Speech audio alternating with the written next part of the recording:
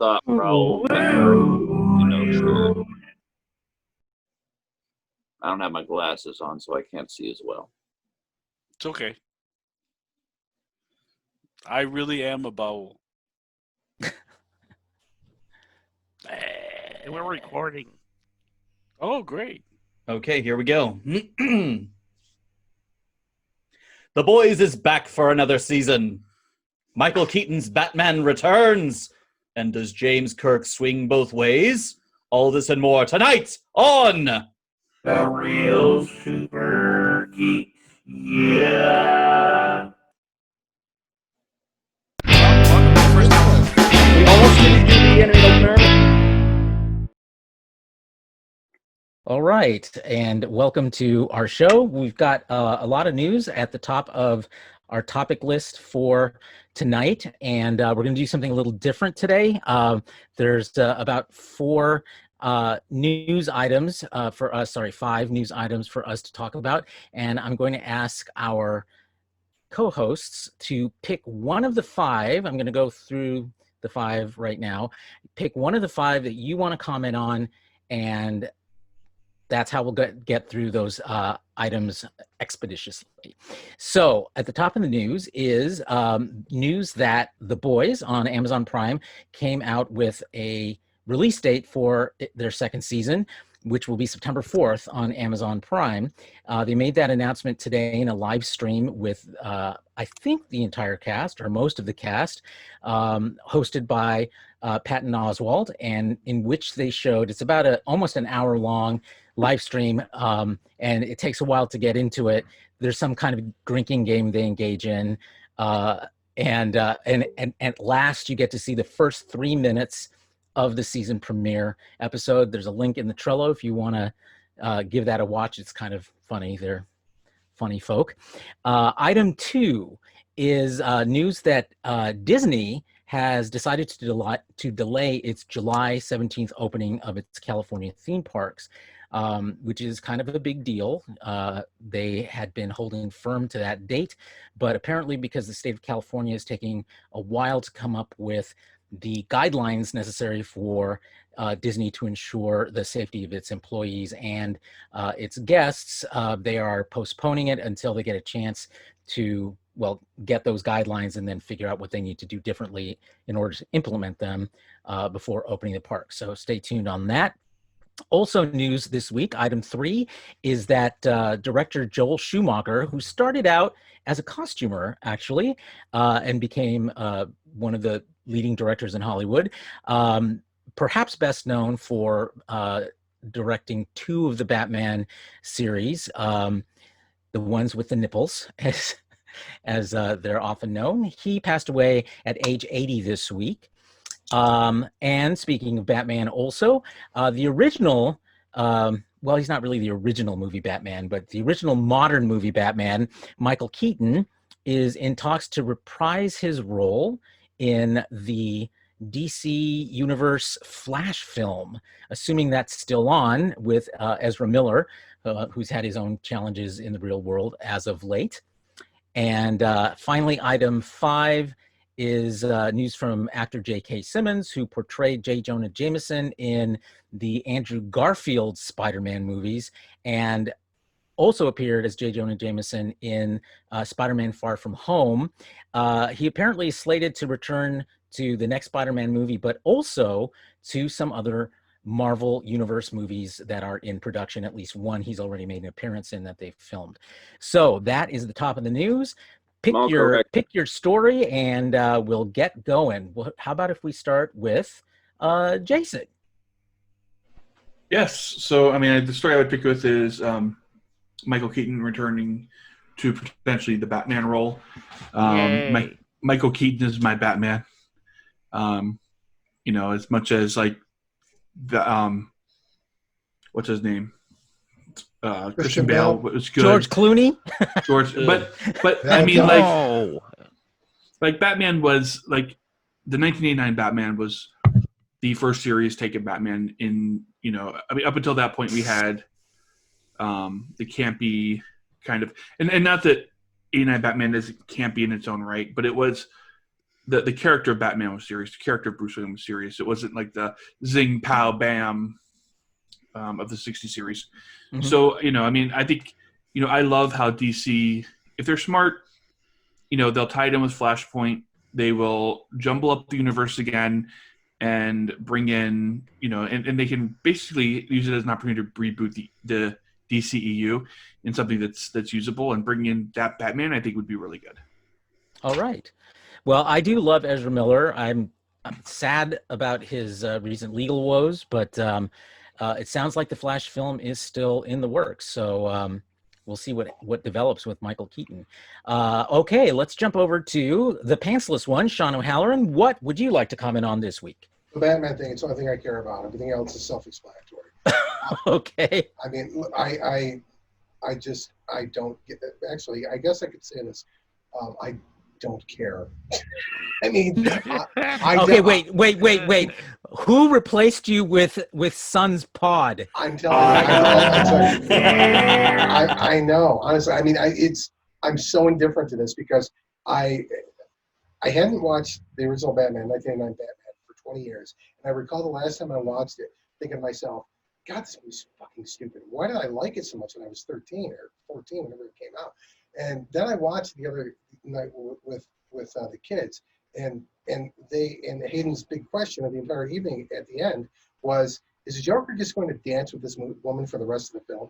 And I was like, I don't know, because I haven't seen 20 years, but of course the answer is yes. So I really think the movie's horrible on so many different levels. The Schumacher ones are bad too, but that film is a steaming pile of crap as well. I appreciate it for the fact that it actually is the grandfather of every superhero film that's come since, because that is the beginning of superhero films that weren't directed to video and that weren't complete shit. I grant you that, but it's really a bad film. So it's like I'm indifferent towards it. I have no problem with Michael Keaton as Batman. I think Michael Keaton's a good Batman. I think Nicholson as the Joker is incredibly overrated. And so they bring him back. I mean, to me, it seems like kind of like a hype thing. I think the resurrection of DCEU is going to be in the Snyder cut of Justice League. I think that's where you're going to see it. I don't think this really has much to do with anything but to get, to gin up excitement. So. So that's a very controversial stance, Jason versus Sean. We'll obviously revisit that in the future. Jason, thanks for having Superman weigh in on Sean's alarming opinion. Okay, who would like to go next? How about Raul the Baul? Which story do you want to comment on?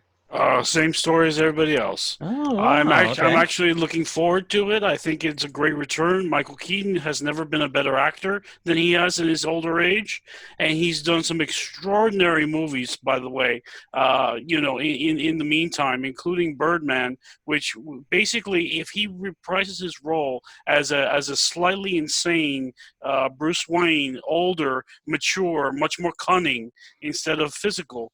I think this will be a good movie. The kids also pointed out how that every time Batman needs to look to the left or right, he has to turn his whole body in that movie too. They picked up on that really quick. Really quick. They're like, so did the first Christian Bale. How can he see anything? He's got bat vision, duh. Christian Bale had to do that in Batman Begins too. They even made a joke about it in Batman 2 where he's I can turn my neck. Yeah, right, exactly, right. But if you recall though, he spends very little time in the batsuit in Batman Begins. So it's not as nearly jarring as 2 hours of this from Michael Keaton. Well, so. I don't know what you're talking about. You're All ruining right. my childhood, Sean. I ruined mine. Now I'm okay. gonna have to do a rewatch of that because I want to see if it's actually as bad as you say it is, Sean.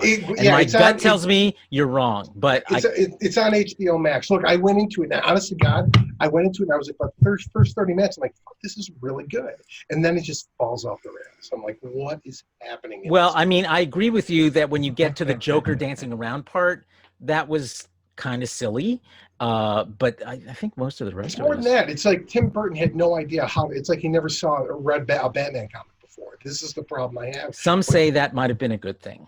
No, but no, listen. That movie and that Tim Burton take is what spawned the animated series. I'm not arguing with its place in history. It spawned a lot of things, and Right. Sean, to be fair, The overture. did point oh that my out. God, Yeah, the yeah. overture. Yeah, right, and Cool. I do have I do agree with people when they say the Elfman score in that is the only Batman theme. Period. That is the only Batman theme.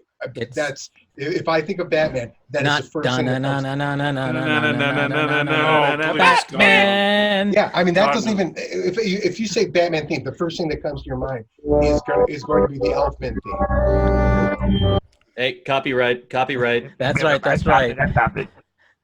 Thank you. All right. Well, let's jump over to Sun Seal. Sun, what would you like to comment on this week? Schumacher's death. Please do.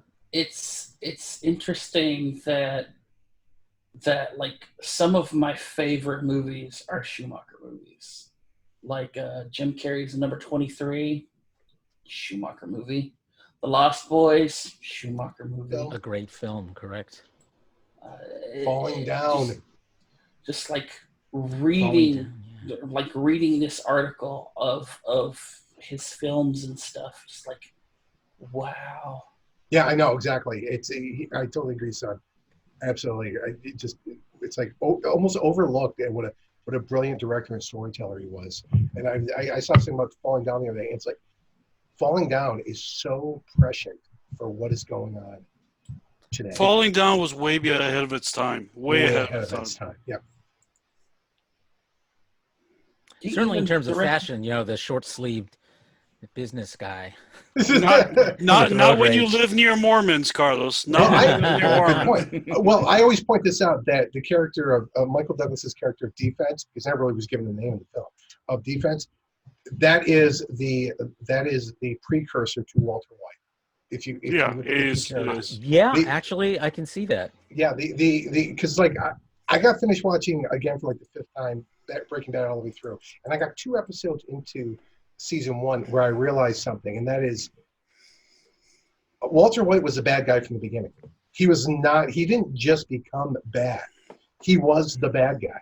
And it's the same thing They that happens fooled you. in They Falling- fooled you. They do, exactly. In Falling Down, it's the same thing, where you root for him because he's the anti-hero, okay? And then you get to about halfway point of the movie where he's just doing such incredibly awful things, and you realize he brought all of this on himself, the same way you do with Walter White. So it's a very interesting commentary in Falling Down that still is relevant today. I think what's interesting about Schumacher is he really directed a lot of very sort of zeitgeisty films. I mean, Falling Down is among them, but he also directed St. Elmo's Fire, which basically introduced a whole raft of a new Brat Pack It's a in horrible cinema. film. Right. And yeah, I love that show. I love the music of it. He also did Flatliners with Julia Roberts and Kiefer man. Sutherland. So yeah, he just covered. Say what you will about the Bat Nipples. His career really is of a lot of significant films that were really of their age and in their own way ageless. The Batman films are almost a one-off from him for him, but the other things that he directed, he did Cousins with Ted Danson and Isabella Rossellini. I mean, it's a very eclectic mix of films that he directed, and so certainly his passing, I think, is a significant thing. So good call on that one, Son. Anything you want to wind up with on that, Son, before we move to the next person? Well, apparently, he also directed a couple of episodes of House of Cards. Oh, the first 2, actually. The first 2. Wow. Yeah, that's right. Again, a very zeitgeist kind of film. So yeah, he seemed to have his pulse on or his hand on the pulse of what's going on in society. Pop culture, contemporary pop culture. Yeah. All right. Well, let's move then to the Eyebrows of Doom. Ross, which story do you want to comment on this week? I'll comment on Jameson. J.K. Simmons.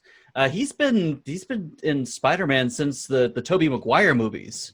Oh, I didn't realize. I thought it was just the Andrew Garfield ones. No, he wasn't in No, it. He was J. Jonah Jameson in the first Spider-Man movies. Yeah, you're all right. three of them, all three of the originals, and in a then Hulk of movie course too, wasn't he? I can't picture anybody else as him. Wasn't he in the original Hulk movie, like the bad Hulk movie, the very first one? no, There've I don't think so. been 3 bad Hulk movies, so you're gonna have to be more specific.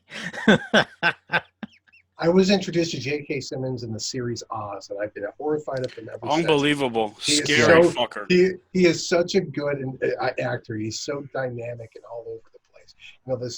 This Schillinger, that's his name in Oz. In Oz, Yeah. Yes, exactly. Good call. I forgot the character's name. In fact, good call.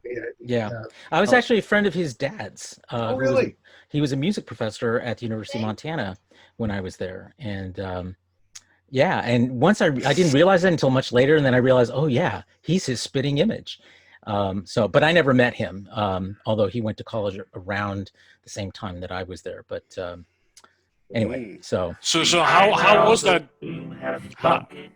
How was that Jesus Christ there, Carlos? at Montana. Yeah. When they founded the college back in BC. Oh no. I'm gonna go with Justin on that one.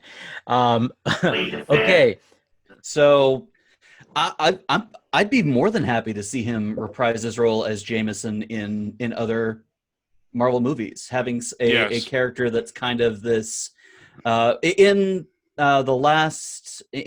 Far From Home, he seemed like an Alex Jones kind of character. Yeah, I think that's where what they were he aiming makes for. these outlandish statements to really drive news, do really sensational, out there topics, and that really fits for the Jameson character, I think, in modern media.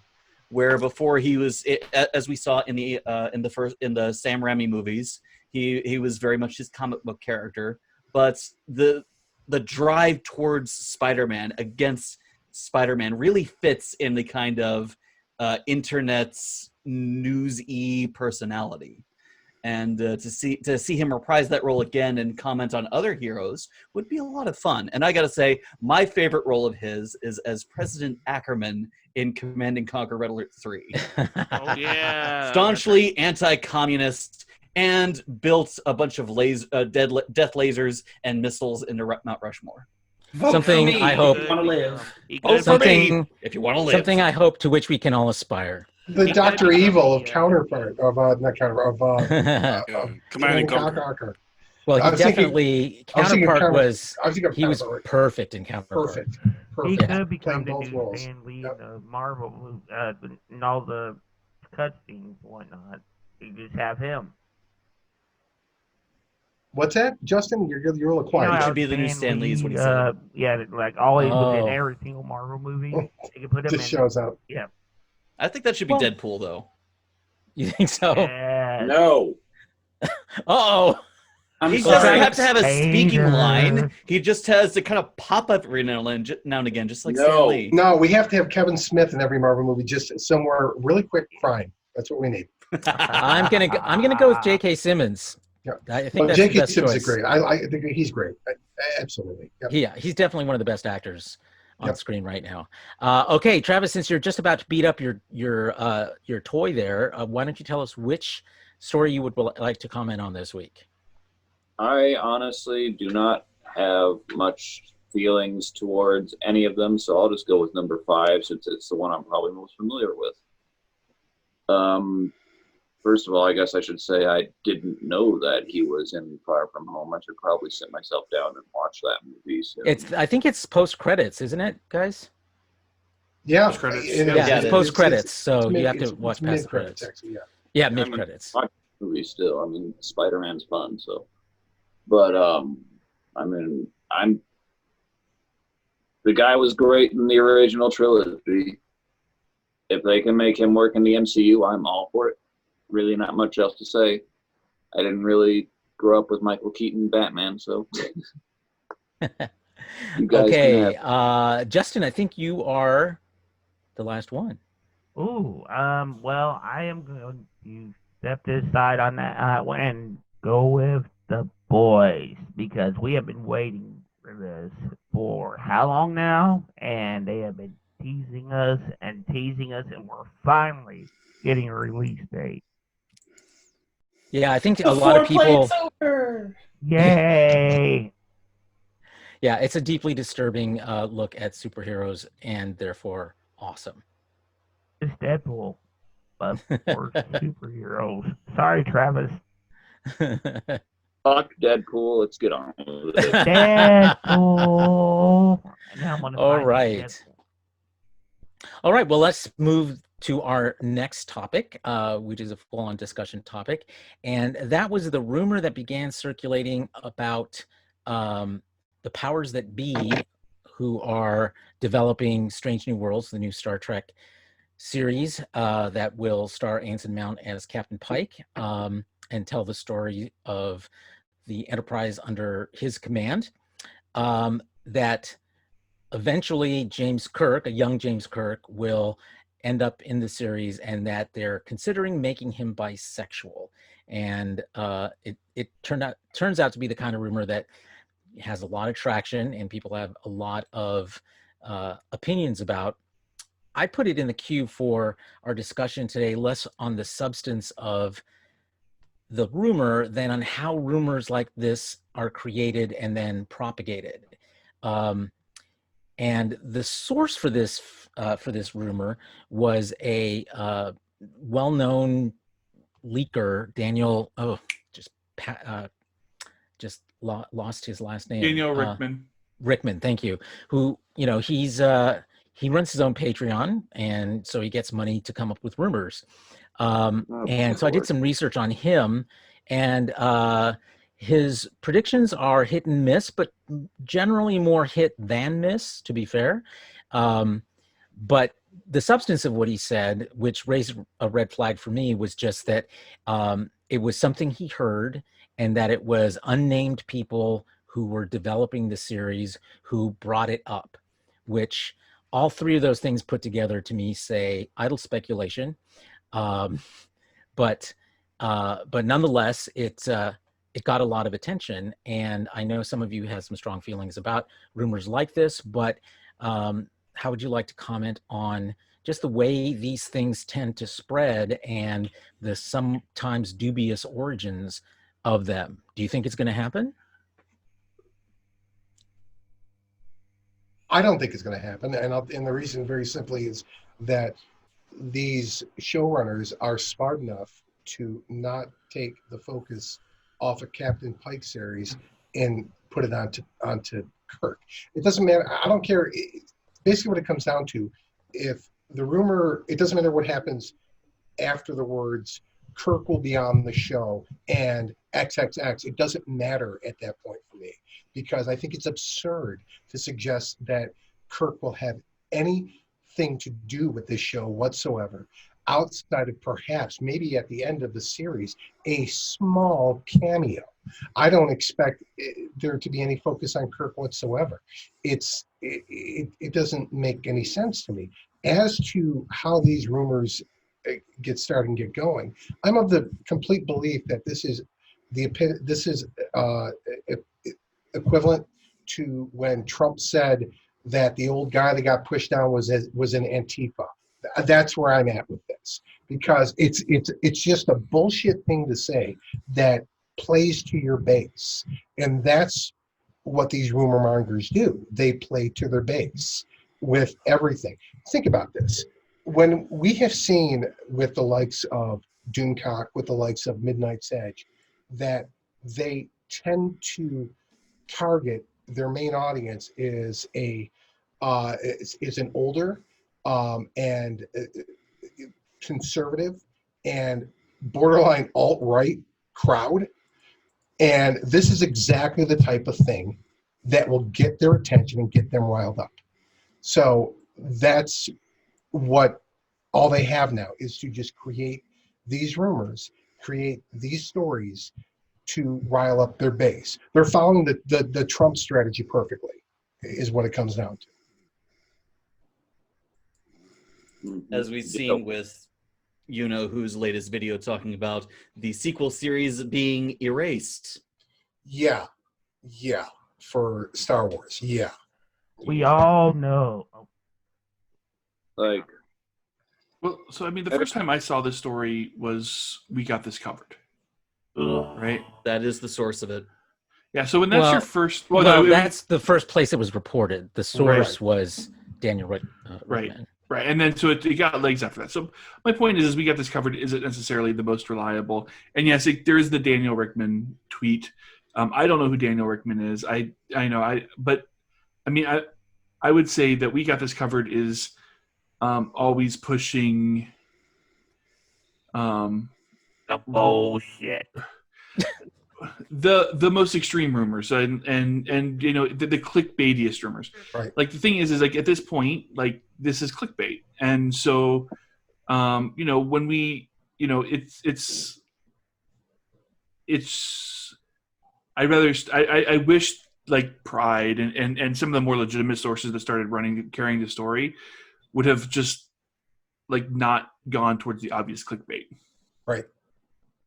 Well, I mean, we all know the Kirk hangs low. Thank you, Justin. It should not be a surprise to anybody about Kirk being bi. Come on. I mean, well, I mean, it's not really the point. I mean, that's not really the point here. The point here is that it's a completely unfounded rumor that doesn't even make any sense. The appearance of Kirk does not make sense. But people were getting so mad. But that was the point. That is exactly what drove this whole thing, was the outrage over it. That's what they wanted. Yeah, I mean, for me, a red flag here was that Daniel Richtman also predicted last week that Wolverine is going to be bisexual.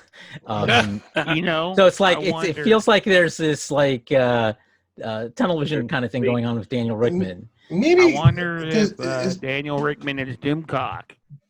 Yeah, I mean, what's going on here with Daniel Richtman? I mean, my goodness, he seems to have a one-track mind here. Well, I mean, again, to be fair, I looked him up, and there's plenty of things he's gotten right, but there's also things he's gotten wrong, and he might have taken an offhand comment by someone who's working on the show and spun it out into this much bigger deal than it actually might ever have been. And the thing is, there's nothing anyone can do to disprove it, because it's just discussions. Right, exactly.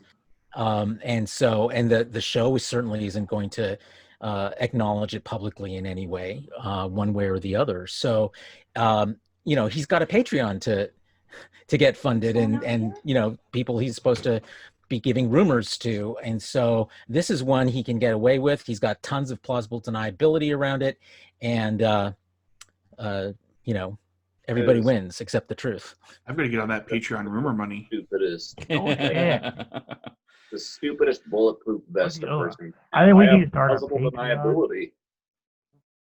I mean, I look at something like this, and I guess conspiracy brain activates. I look at a rumor like this, and I go, is it possible that somebody knows who this person is that has contacts with production staff and just floated a rumor at him? That's entirely possible. I mean, productions are known to plant rumors like this with certain people in order to kind of see how the public reacts to an idea. And then again, it's all about plausible deniability. So they also Star Trek is no stranger to that either. During the production for the first 3 movies, they let Gene Roddenberry leak stuff willfully to see how the fans would react. Mm-hmm. Well, not only that, but in this era, they're also known for intentional red herrings to weed people out who can't shut their mouths either.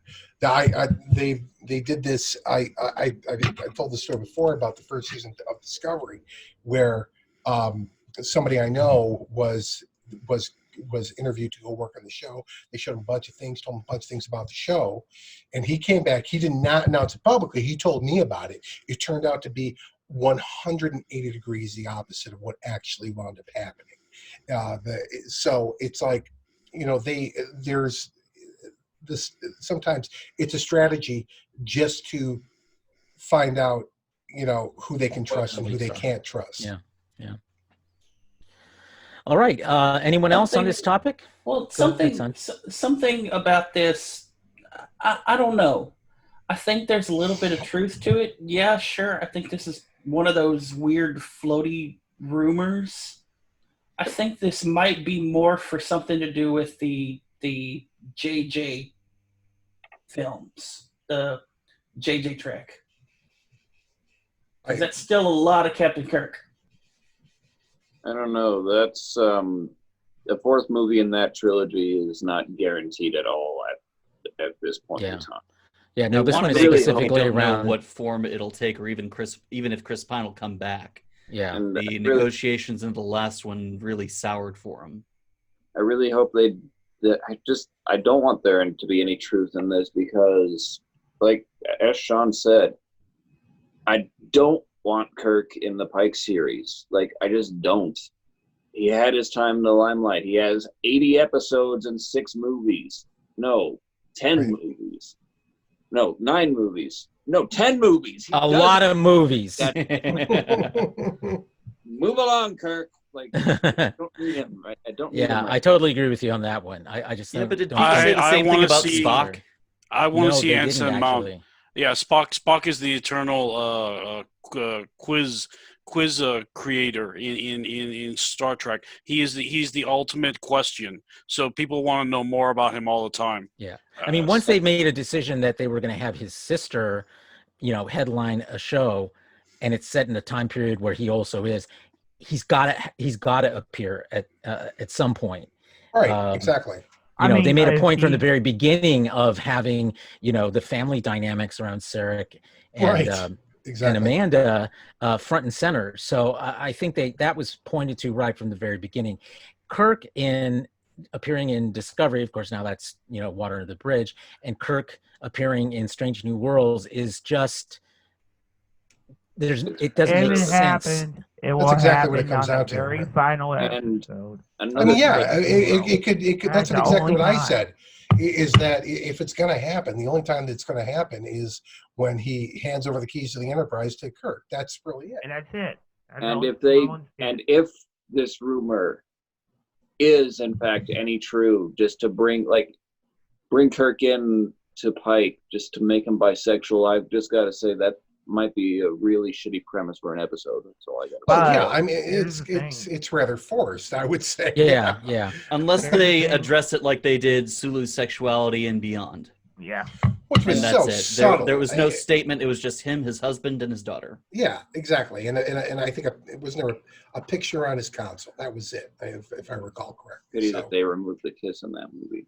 Oh well. Maybe in the Asian markets. No, I don't. In the Star Trek Beyond, they cut that scene. Like, no, they didn't. The scene with Sulu and his husband and daughter is still there, but originally they were going to have a kiss. They were going to have them kissing. They did. I don't recall them having them kissing. I think he's. No, I just saw the movie last week. They didn't kiss. Right. Okay. They hug. They embrace, but that's and they walk away arm in arm with the little kid. It was cutting floor material. It was cutting floor. Cool. I guess so. All right. Any other final thoughts on deconstructing the bisexual Kirk rumor?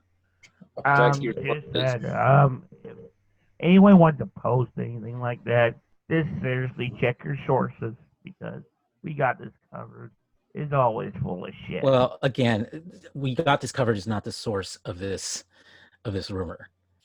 Daniel Richtman is the source. They were just the loudest microphone in the beginning of it. If you Google this story, you'll see it's picked up by a lot of people, and they do not credit. We got this covered. They credit Daniel Richtman specifically. So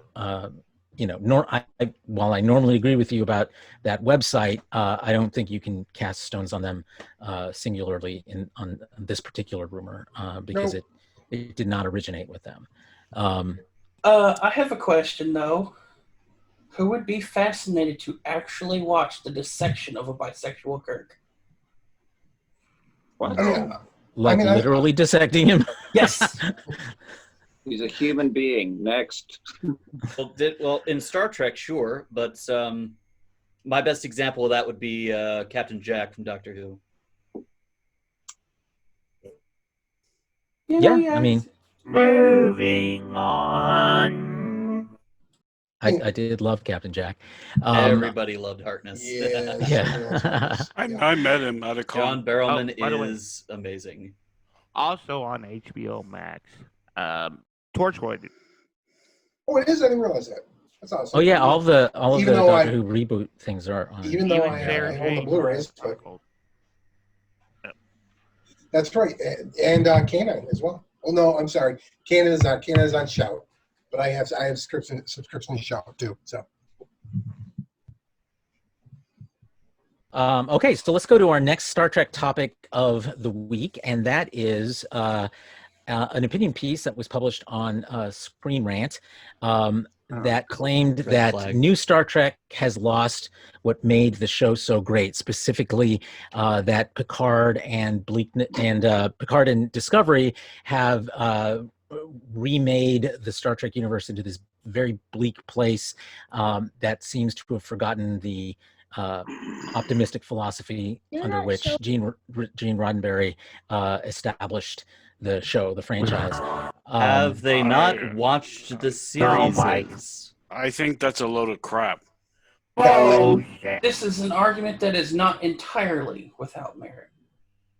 Proceed, totally son. The argument that is presented in this article is, let's be honest, is just weird compared to the actual argument for this. And the actual argument is one that comes from Adam Isle, and that is he has to sit and watch every episode of the 2 new Star Trek shows by himself first before he can to see if he can actually have his children watch them. And it's not a children's show. Yeah, they're very explicitly not children's shows. Yeah, that's kind of the point. That's the point to the argument overall. Not this argument, but the argument overall that Trek has lost its way. That Trek is that Trek has always been a show for a family to watch and explain the world using sci-fi. Wait till the Nickelodeon show gets here. Also, I would argue with that premise because I don't think that Gene Roddenberry's original vision for Star Trek when it began airing in the 60s was that it's for families and it's upbeat. It was actually a series that was taking on a lot of social commentary, a lot of sophisticated social commentary, and it was constantly being gone over by network censors because they were trying to push things too far between the kind of kissing, the sexuality, the costumes. They couldn't show, goddamn belly buttons on it. Like, go back and watch the original series. You will never see a belly button. This was not a family show at the time. It wasn't even marketed as a family show. Yeah. Of the big primetime shows at the time, Star Trek was the adult show. If you wanted the kids show, go watch Lost in Space. Lost in Space. That's what I was going to say. And TNG wasn't exactly a kids show either. Look at Conspiracy. DS9, definitely not. There are family-friendly elements of it, but that's because it was a network TV show. Fun fact, on the note of The Next Generation, I watched a YouTube video this week about the lore evolution of the Ferengi, and the guy who made this video, he's a good YouTuber, RJ, can't remember, like Rowan something. He was talking about how Gene Roddenberry initially pitched the Ferengi as the antagonists, and he said that initially he wanted them to be a very sexual race. Like he was like, I guess he, like that, like Frank. yeah, he wanted to give him like a whole bunch of cod pieces, and the writers like to him are just like, Gene, like this is supposedly going to be a family show, Gene. Like maybe ease off a bit on the whole sexual theme here. Deltans, Betazoids. Oh, Hey, I'm just saying. These are races that were introduced with highly sexual undertones. Oh yeah, Naked yeah, exactly. wedding. Deltans in the motion picture, they're like explicitly sexual creatures that posed a certain amount of danger to the rest of the crew. In order to join Starfleet, they had to take a vow of celibacy. Yeah. It's a G-rated film too, I should point On the out. article itself, I mean, I fucking hear this like, oh, they've lost what made Star Trek so great bullshit like every single day now. I've had like the common argument I hear nowadays is that there's no optimism and that there's no philosophy, as if every single episode of Star Trek has been some cerebral masterpiece. Like, someone please explain to me the cerebral message of the trouble with tribbles, please. But like, I mean, like I consumption, and I immediately just think off the top of my head, like, it's practically spelled out for us in Picard that optimism is one of the greatest tools we have against things like fear, which is something that's very relevant right now. And I mean, even in the philosophy area, I'm just thinking to myself, like, Saru's arc in season 2 is a literal allegory of Plato's cave. And I mean, like, we just saw Picard die and get resurrected in this android body. You think that's not going to come into play in the near future? That is an entire philosophy of, like, is he really truly alive? Is his consciousness enough to say that his soul is in this body? I mean, there's so much I ramble on this shit with like people all the time, and it's just like, if people just took 5 minutes and just thought about what they watched, they'd see that it's still there. Just because it isn't blatantly spelled out doesn't mean it's not there. I think I can understand where the article is coming from if they're looking at each episode individually as a self-contained story, which Discovery and Picard are not meant to. You're supposed to see the story as a whole for the entire season. And there are certainly some very dark episodes, and if you're looking at them individually, I can see where they might get that impression. But as we all know, these series are meant to be taken as a season, as a group of chapters that make a whole. Yeah, my take on this is there is an over-romanticized vision, especially of the Berman era of Star Trek, that doesn't really coincide with the reality of any of those series during the late 80s into the 90s and into Enterprise. You have repeated situations where Starfleet and the Federation are not shown in a positive light, where they're shown very much like we behave in the 20th century. And I think Travis is touching on something I was just about to say, that if you don't have things like what occur in the drumhead, okay, then what's the point of optimism if there's no conflict, if there's no struggle to get to something that's better out there? Optimism, there's no point of optimism if you're already living in the idyllic situation. And these shows, especially with Deep Space Nine, made a point to do what science fiction does well, and that is really be a mirror to us as a contemporary audience. And I think Discovery and Picard are doing the same thing. It's just a different style because we're in a new era of television here. So we're in darker times as well.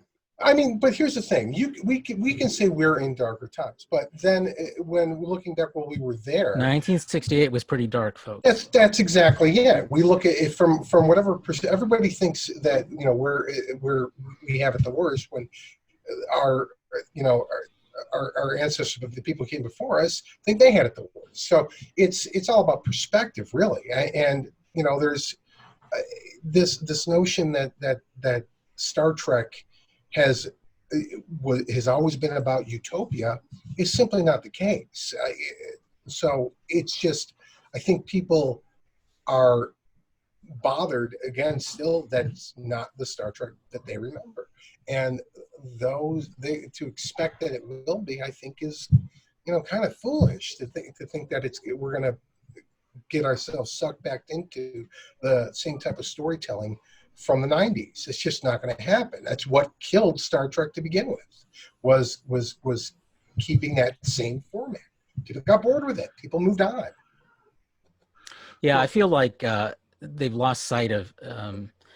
There's this line that I wrote into one of the scripts I wrote for Star Trek Hidden Frontier, in which one character quotes Sun Tzu's Art of War and says that peace is not a state of rest. Peace is a state of war against war. Yeah. And I think you get that very clearly in both Picard and Discovery, and much of the rest of Star Trek as well. I think this over-idealized notion that you're talking about, Sean, is this strange fantasy world that people have invented for themselves around the Star Trek that they're seeing, or that they have seen, and forgetting what it was actually like in the context of the times in which it was created. And Star Trek has always been a commentary on its times, and the times we live in now are reflected in both Discovery and Picard. So Star Trek is not doing anything differently than it's ever done. It's responding to a different set of historical circumstances, some of which are quite dire these days, and it's doing its job. Well, yeah, I think it's also doing. Yeah, it is. It's also doing one more thing too, and this is what I think what these people tend to ignore is the fact that everything that's happened in Picard, the setup for Picard, are the consequences of what happened. A lot of it, what we saw especially in Deep Space Nine. A lot of these attitudes. I mean, the whole Dominion War was the Federation and Starfleet was shady as fuck through that whole thing. Okay, and you can't say that this didn't influence the Federation and Starfleet of Picard's time, and why they did what they did in terms of dealing with the Romulan refugees, in dealing with the total ban on the sin. This was all a long time coming, just based on what we had already seen. I mean, the Cisco had already stained Starfleet. When you think about his actions. The thing is if you look at Pale Moonlight. Yeah, if you look at Star Trek, if you look at the Berman era, I mean, even look at the TOS films, right? So whenever someone talks about the best of Star Trek, what do we think of? We think of the Wrath of Khan. Right, I mean, the whole movie is centered around a no-win scenario, and at the very end, you have one of our main heroes who's going to die, sacrifice himself so everyone else could live. Right, so darkness, hope through darkness. The Undiscovered Country, you had elements of the Klingon Empire and Starfleet working together to conspire to assassinate the leaders to prevent peace at all costs. Right. Get to the Next Generation. The probably the number one cliffhanger in all of Star Trek, best of both worlds. You have the first officer ordering his crew to fire to kill the captain, right? That's dark as fuck. Yeah. Skip over to Deep Space Nine, Pale Moonlight. Then you have a whole episode dealing with Rom recovering from Nog. Recovering from PTSD and hiding and running, and that in itself is that. Get to Voyager. What's everybody's favorite episodes of Voyager? Year of Hell. Yep. Right, and then we get to Enterprise. And as much as I don't like the fourth season of Enterprise, you start it is the most popular, right? Terra Prime, the the Mirror Mirror Universe Darkly. Well, episodes. even all the Zindi episodes of Yeah. season 3 are Well, pretty dark. even going back to TNG, one of the biggest ones that you missed, Picard and Starfleet were ready and able to commit genocide against the right. Borg. Yep. And even even going back to TNG, my personal favorite episode, The Inner Light, Yep. is pretty dark as fuck when you really think about it. Mhm. Right? He lives the entire life. He has a family, a wife, children. He has a community that he lives this experience, and all of it is just taken away, just to find out that the entire thing was a simulation of a completely destroyed What civilization. about when they did it again in DS9 with O'Brien? And he Oh my God! Hard time. Poor O'Brien. Hard time. My point is anyone who says Star Trek is all optimism and all, yes, it is optimism, but it's optimism through hardship. Anyone who leaves out the hardship is full of shit. I mean, Earth had to go through World War III and wipe out the majority of the population before we even got close to the Federation and Starfleet. Yeah. And that was after the eugenics wars. Yeah, Literal genetically engineered supermen took over. Dude, the pale moon. New Trek is worse. In the pale moonlight. I mean, let's look at this. This is a prime example of this. Cisco is literally a war criminal in this. He is complicit in serious war crimes through the whole thing. The main character of the show. And Starfleet sanctioned it. In Starfleet, it sanctioned it, exactly. And they also in Inner Arma Silent Negus, same thing. They did the exact same thing with that. They condoned the actions of Section 31 throughout. So this notion that it's all been, sunshine and lollipops, it hasn't been. But you know what? Do we really want that? I don't. I like complex stories with complex characters. It makes it real. Well, exactly. I think in a lot of ways it mirrors our current situation, where not to get overtly political, but if you think about the overarching ideas of America, the idea of liberty and justice for all, land of the free, home of the brave, and all that, those are the ideals we aspire to.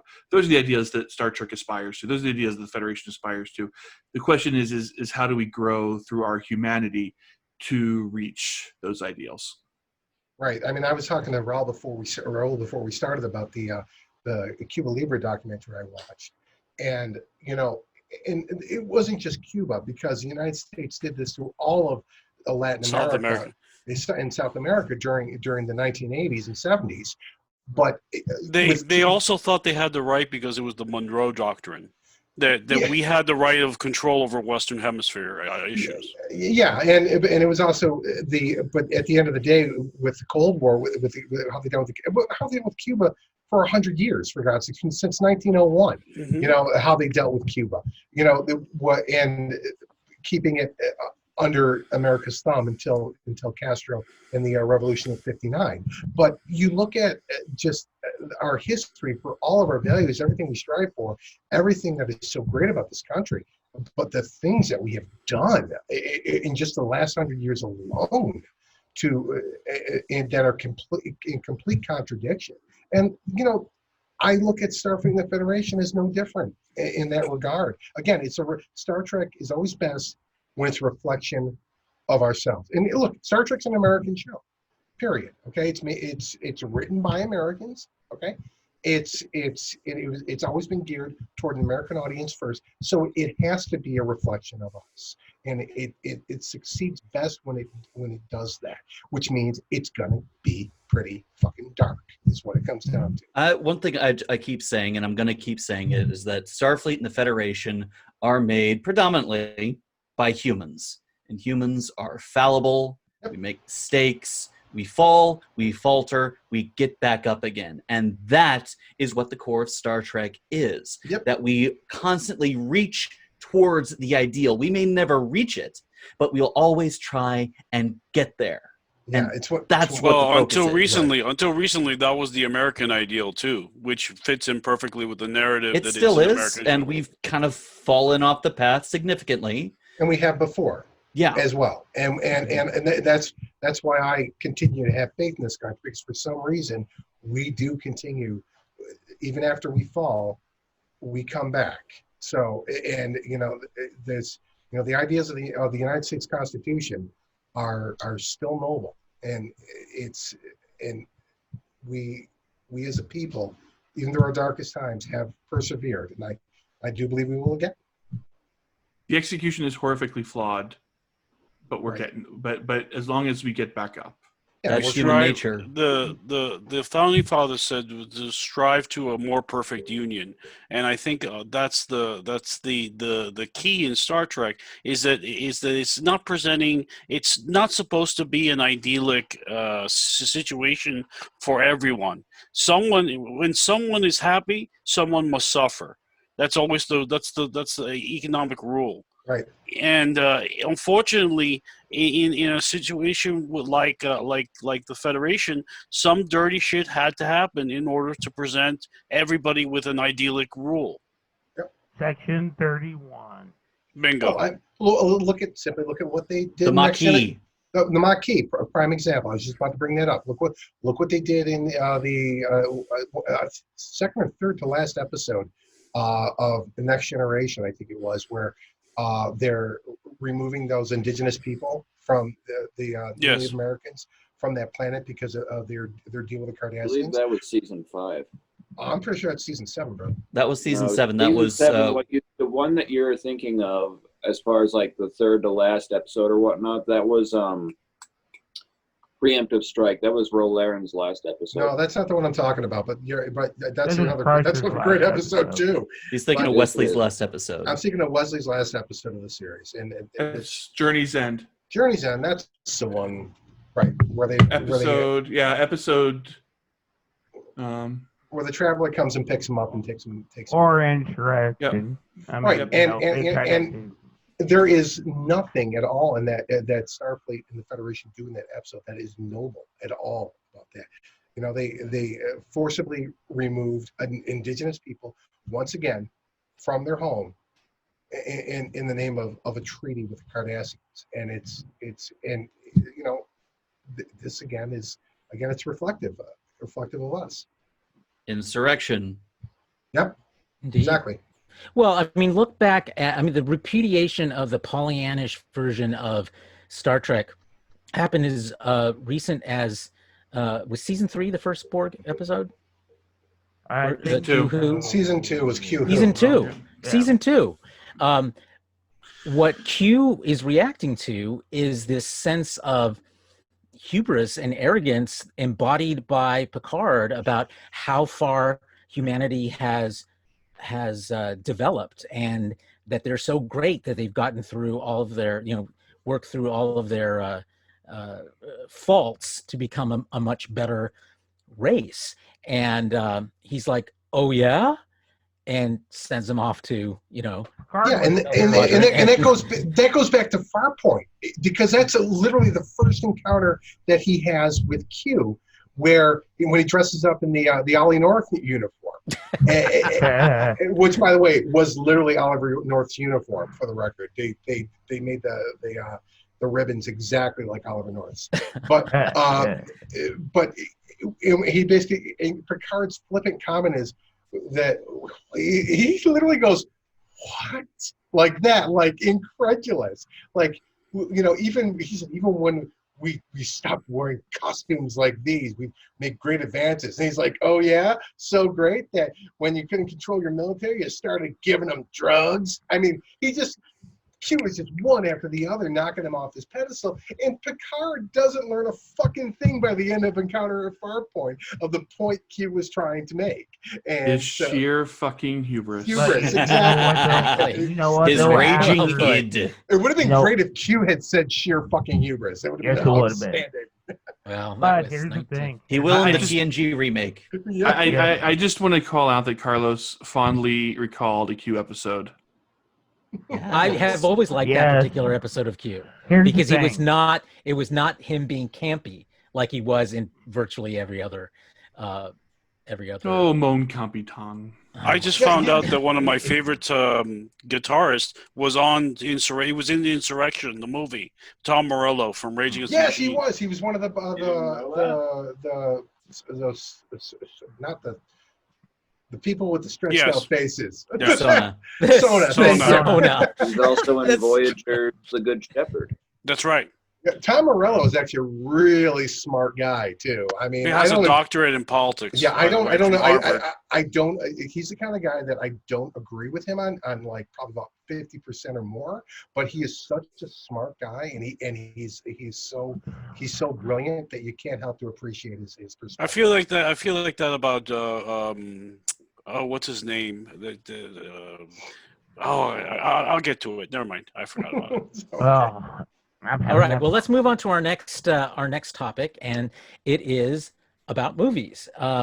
As we know, this week, the reopening of America has come to a quick halt as surprise, since this is exactly what all of the public health experts predicted would We happen. told you so. And guess whose state is totally screwing that up? Hello, Yep, that would be guys! Arizona. Thank you. Arizona, number one. So pissed off. Florida man. Florida man sucks compared to us. I would like to say thank you to every single person out there defying the government's advice or the health experts' advice on wearing masks and quarantining. You guys are just, you're all keeping me here. You're all keeping me here, and you all have earned some giant middle fingers from me Well, because I don't know if I'm going to see my girlfriend this year because of it. So get Well, fucked. For the folks at home, yeah. What's so disappointing to me is that I live in Vegas, okay, and my idiot governor, he had a decent plan in place, okay, but what he did not do is require. They suggested. He did not require facial coverings. Now, here's the thing. What I've noticed when I've been out in the grocery store, okay, when I've been out to local places, 80% of the people are wearing masks, okay? But when I drove down the strip yesterday, I went past the outdoor restaurant Cabo Wabo, people shoulder to fucking shoulder, not wearing masks. Packed. Everywhere you look, nobody's wearing a goddamn mask. We just Local- went to stage 4 here. But this is the thing, though. It's the local business. The locals are doing their part, which is why we saw drops. The problem is we're getting people from all over the country here that are showing up, coming back to party in Vegas. And look, when we said what happens in Vegas stays in Vegas, we didn't mean the fucking coronavirus, okay? That's not what we meant. But the apparently- existence of this virus is the matter of political opinion. That's right. Science is now So political. angry about So now we As have, we saw during the pre-show. so now we have the mandate now that everyone in Nevada must wear masks, face coverings when in We'll be public. right behind you. So I had to go to Walmart to pick up a outdoor thing for my wife today, and I was so happy because the only person that was not wearing a mask was the crazy hobo that was walking around the store going, he was the only one, but everybody else wearing the face coverings like they should. Here it's not mandatory yet, but we Oh just God, had for fuck's several- sake! We had several restaurants now that have had to go and reclose or go back to half capacity because people got COVID. So now we're probably going to be right behind the other state.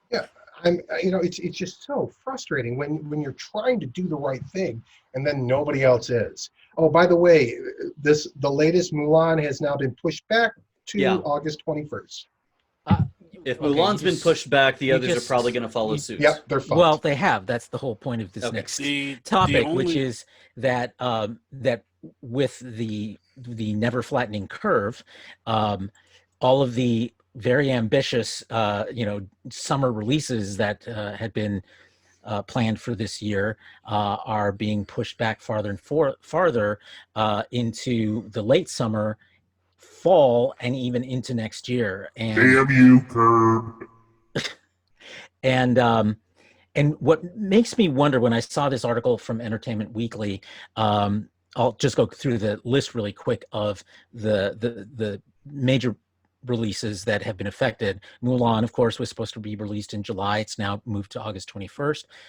Black Widow from Marvel is moved. It was supposed to be released in May, now scheduled for November 6th. The Fast and Furious sequel F9 has been moved to April of next year. Wonder Woman, which had been moved, I think, twice before, now is scheduled for October 2nd. Candyman, the Jordan Peele reboot, is moved to September 25th. The Top Gun sequel, Maverick, is now moved to December 23rd. Lin-Manuel Miranda's In the Heights, which was supposed to be released this month, June of 2020, has been postponed an entire year to June of 2021. The fifth in the Purge series isn't even scheduled. They don't know when they're going to release it. Ghostbusters Afterlife. They don't need to release it, my friend. We're living it. Yeah, we're living it, exactly. Can't. Ghostbusters Afterlife has now been moved to March of next year. And that's what I'm finally, most disappointed about. Yeah, Disney's Jungle Cruise was supposed to be released this next month, has been postponed for an entire year to July of 2021. So lots of changes, as it's turning out that that the early estimates of when they were going to be able to release some of these films this summer have run into the reality that we're still quite in the thick of the coronavirus pandemic. And this move to the fall and winter of next year, it struck me as still really ambitious, because moving into the fall, you're going to be seeing a resurgence of a likely resurgence of the coronavirus as people move from spending time outdoors in the summer to spending more time indoors close to other people. So I'm concerned that, you know, you're still not going to see movie theaters opening in the fall or the winter, because in any great numbers, for the same reason they're not open now. Research is already happening. They already had to reclose all the bars in Texas today and Florida. But what Carlos is pointing out, though, is that you're going to see another one when the weather starts cooling down. I will say this though, my local movie theater, my local drive-in is really taking advantage of it. They've got, if you want to go back to 2012, they have a double feature of the Avengers and Jurassic World. They have Grease and Pitch Perfect. Yeah. And they have Jaws and Jaws 2. So how you like that? Yeah, we may well see. I think, Son, you were the one who was predicting that we may see a resurgence of drive-in films as a result of this. You're still standing by that one? Yeah, no, that seems the most logical thing, like, in all of this. You're going to see the bulldozing of strip malls for more drive-in theaters. I guess we can say one thing for sure then. AMC is well and truly screwed. Of course. Yeah. The question is the question with drive-in theaters is will the studios release films to just drive-in theaters? You know, if they're the only ones operating, you know. I find it unlikely. There's just not enough of them. There's not enough of them. Yeah. I mean, we've got. Look, I live in Vegas. We got a pretty big town. We're a pretty big town, all things considering. Here, we're not LA or anything like that, but I think we've got 2 drive-in theaters for the entire town. But I think drive-in theaters are pretty easy to build. They're not super hard. Well, they have to build them. That's it. You're right. Well, but they're not like, I mean, you know, you could tear down a shopping center, save one of the restaurants, the closed down restaurants as your what you would call it, as your concession stand. Build a screen, and digital projection now is pretty cheap. Yeah, just get a big inflatable screen. I'm actually not concerned. I'm actually not as concerned for the movie industry as I am for the book industry. The only major retailer left in the book industry is Barnes & Nobles, and they're being shopped around as we speak, like a cheap hooker. So I'm more concerned about the way writers and authors are going to be able to get their product out and better. And if it just switches over to only being one game in town to another one game in town, which is Amazon, I'd like to talk about that in a future episode. Sure. Although independent bookstores, the ones who have survived, actually are doing pretty well these days. There's just but not they're as many not of them enough as to there used to be. sustain. They're not enough to sustain an author's career. Oh, that's true. That's true. But they're still competitive. The ones that have survived. Well, even the Sure. comic book stores are struggling. A lot Yes. of them are shut down. The gaming stores are struggling. There's no more gaming stores. They're Hobby bidding. They're Lobby. going on. And all of our beloved cons, they're all gone too. Well, they all move virtual. Let's So, yeah. let's do a quick check-in on this because we've been doing it now the last 2 weeks. How many people still think there's going to be an STLV in December? Smack dab in the middle of the second There wave is COVID. Not now. Nope. Hands? Not a chance. Not me. I'm not predicting. I mean, there's a slither of hope, but with all these anti-maskers running around and everything happening now, it's not looking good. Yeah, it will be interesting to see what realignment we're going to see as a result of this pandemic when with the entertainment industry and specifically the movie industry. Especially like one of the things I would say, the longer this continues, the more likely the permanence of the changes will be. Mm-hmm. You know, the longer we go. I mean, if you look at like the H1N1 outbreak in China, which or in Southeast Asia, which took a lot longer for them than it did here in the United States. Culturally, they now wear masks all the time. Yeah, a lot more than we do here. Mm-hmm. So I mean, again, I think I think if this thing lasts until the middle of next year, or the end of next year, we're going to become that mask wearing society. And well, I remember too that we were laughing at them through memes and things like that, through social media, and now look at us. Yeah. We mock the things we are to be. It's true. In fact, I recall, because look, I live in Vegas, so I mean, I get nothing but tourists. I get a ton of tourists from Asia that are here all the time. And I always thought it was so weird that they're always wearing masks. Now I fucking know why. I mean, this is long before COVID. This has been going on for a decade. Yeah. Oh, yeah. Bird flu taught them that. Mm-hmm. Yeah. So I mean, if you think about like restaurants, will we just naturally, if this progresses a year and a half, new restaurants will be built with less seating, with less dense. I mean, so if you think about it, like will this fundamentally shift the way our culture operates as it relates to closeness, intimacy, and that sort of thing? I mean, restaurants were already doing that anyway, because most, especially the fast food restaurants, you were seeing a drop off anyway of people choosing a dine-in experience. Yeah, you ever been into? I mean, honestly, I can't remember the last time I was ever in an Olive Garden or a Red Robin that was packed. I mean, there's always. You don't live in Seattle. You don't live in Salt Lake City. Here. Or Evansville. Well, I mean, I think the other thing about it too is I think you're going to see how they design these restaurants. That they're still going to be able to have capacity, but higher capacity, but they're going to design them in such a manner that people are separated. You ever notice how big a fucking bar in a Chili's is? Do they really need that big of a bar in Chili's? I mean, seriously. One here. I mean, so it's like things like that. Scale down the bar or eliminate the bar completely. I mean, and you're able to, keep your patrons happy but separated. You can't do that in Salt Lake City, or you can't have alcohol. Only private clubs. You can't. There's no alcohol in Salt Lake City in restaurants. You can't get it at the table. You have to. I mean, alcohol you have to get at the bar. Really? What? Yeah. Oh hell no! I have no idea what you just said, Justin, but it's still funny. He said, "Oh hell no!" Is what he said. Okay. Yeah. Ew. Well, I'm just blown away by that. Man, Utah's an interesting. Different. Yeah. Interesting place. Okay, related topic, but very specifically. But then again, around- I do live in a city where you can at any time dial a phone number and have hookers in your room.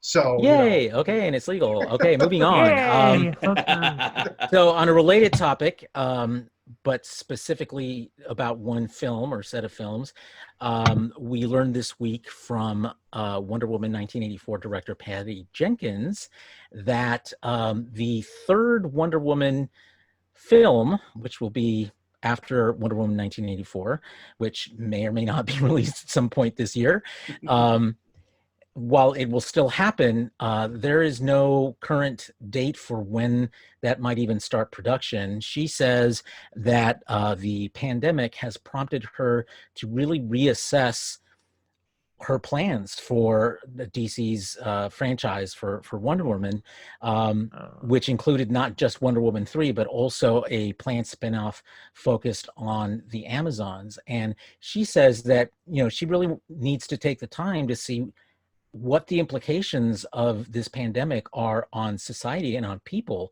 before she feels comfortable in, writing and directing and or directing whatever happens next to the character of Wonder Woman. Thoughts? Oh, I think that's a deep and honest assessment of what we're going through right now. I don't think a lot of I don't think reality hits Hollywood very often, but I think that this definitely has hit Hollywood deeply as they have suffered losses themselves. What an interesting concept it would be to have a show about a people who are separated from society in a society that is separated from people. Was that you, Justin? I love how you had that ready to go. That's impressive. Yeah, I thought it was. I'm right with you, Raul. I thought it was a refreshingly honest assessment of where we are as a society, and in some ways, the responsibility of an entertainment industry around changes. Almost every television show I watch right now, I keep thinking, these are clearly things that are pre-COVID, and they will look dated in the future, specifically because people are doing things we may not be doing again in the future. It's like when you see those movies where people's families come to meet them at the gate in airports, and it's like, oh yeah, clearly before 9/11, it's going to be the same kind of thing. In the year 2000, yep, whatever it was. Who was that? But that was Conan O'Brien, wasn't it? Conan O'Brien. In the year 2000. I loved how he got Labor Secretary Richard Reich to sing in the year 2000 with him. Richard Reich, he's a cool guy. I like him. He's a character. He's a character. In the year 3000. Did I tell you that, before I ever heard Michael Hinman's voice, I always, for some reason, when I would read his comments on Facebook, I always had him pictured in my mind as him sounding like Robert Reich. It was just a weird thing. I can see that. He's got kind of the same kind of vibe. Yeah, he does. That's the thing. Then when I finally heard him talk, I said, oh, nothing like what I thought. Indeed. And yet on another level, I have loved this recent round of Wonder Woman movies so much that I'm bummed it's going to be a while before we see the third one, but I think it's for the right I think it's reason. for the best. I think it's Well, for the if best. this research and holds things back, we might not be seeing new stuff for a while. No, we The are. releases. Productions are spinning up. Yeah, the industry goes on. It's not going to stop. Yeah, it'll just change. It'll just change its outlets. It's pretty much what it's going to be. Yeah. Right now, it's worming its way through the economy, trying to see which outlet is the best to replace movies. AMC's and those things. Yeah, like NBC's already back in production, and some production's already back up. Yeah. Well, look, here's the thing. I want to point something out here. And if you look at your Netflix if you open up Netflix today, you will see that the number one show on Netflix currently, number one trending show, is Floor is Lava. If that doesn't tell you how deprived we are for entertainment right now, I don't know what does. I am not talk about that. And especially sports, because I will tell you, I sat there last Saturday and it was on and I went, what is this fucking madness? 10 minutes later, I was on the couch rooting for fucking teams. I was jumping up in the air going, yes! That's how desperate I am for baseball to be back. I need a fix here so badly. You and my dad both. Oh my God, this is and I think this is not just thing on sports, but just entertainment in general. How deprived we are. And then, by the way, Floor is Lava is not bad. It's just silly. It's hilarious. Well, if you think about it actually is pretty compelling. Baseball is also kind of silly. It's men running around the field. Well, if you think of it, those NASCAR, you just got cars driving around in circles really fast, and hopefully they don't crash. No, hopefully they do. Yeah. What races are you watching? Right, exactly. It's like going to hockey games and not these fights. days, What's going on? You say you hope I don't know. to happen, you get someone mad and offended nowadays. So. But how many people are hoping the NASCAR goes back to its roots and puts a bunch of rum in the back of its the truck and running through the back roads of fucking Arkansas and shit? I mean, that would be entertainment. That would be like, and they're shooting each other from the guests from the. Now you're getting into death race territory. Oh, but that's what NASCAR originally was. The rum runners would shoot at each other from the cars. It was hilarious. That would be amazing. Can it be that it was also simple then? Are you guys really rooting for the Hunger Games? Yeah. Yes. Look, I'm taking a stand. At this point, what the hell do we got to lose? We've got plenty to lose, mister. But we want the entertainment. I mean, you're going to get entertainment. The Hunger Games got that part right. The UFC and professional wrestling all have their fight islands set up now with their fighters all in quarantine, ready to have their own bouts. Yep. Fight islands. Pandemics pass. Some things will return to normal. Some things will. Yes, it did. Voyager actually predicted what's going on right now with The Rock. Yep. Now that's the guy with eyebrows of doom. Oh yeah. That's the guy. That's the guy with serious presidential power if he decides to actually run. I'm serious. That's the guy with the forehead of doom. Yeah. Okay, speaking of entertainment, as we move to our next topic, this week saw the first trailer for the Apple TV Plus series Foundation, based on Isaac Asimov's landmark series of books. Anybody get a chance to look at it, and what do you think? Stand by. Moi. What do you think, Raul? Oh my God, I'm so excited. Foundation is the second favorite series next to Dune, and Foundation was integral in my sci-fi growing up, more so than Star Trek, I will say. Oh. I'm sorry, guys. I know it's horrible, but it's true. Well, Foundation, of course, has a huge was a huge influence on so much of what we see in science fiction and sci-fi fantasy. Yes. I mean, the empire that that George Lucas created in Star Wars was based on the Foundation series. Yeah. Because basically, for people that don't know what the Foundation series is, a man realizes in a future tense that his society is falling. Oh, how prescient. But his society is falling. So what he's trying to do is set up the pillars to raise up the next society as society falls itself naturally. And it's interesting. I'm wanting to see how they set up the Empire's council, which were all like psychological masterminds. And if one would wink, the other one would know exactly what he was talking about, and because they all study facial recognition, it's amazing. It should be quite it's this time. It's this time for it.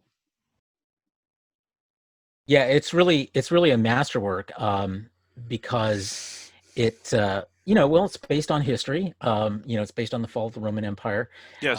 The main character, Harry Seldon, is what they call a psychohistorian, who basically can predict the future mathematically, not like individual people's futures, as he makes a point of saying, but big futures. And in this case, the big future is the future of the Galactic Empire in the books, and he predicts that it's going to fall.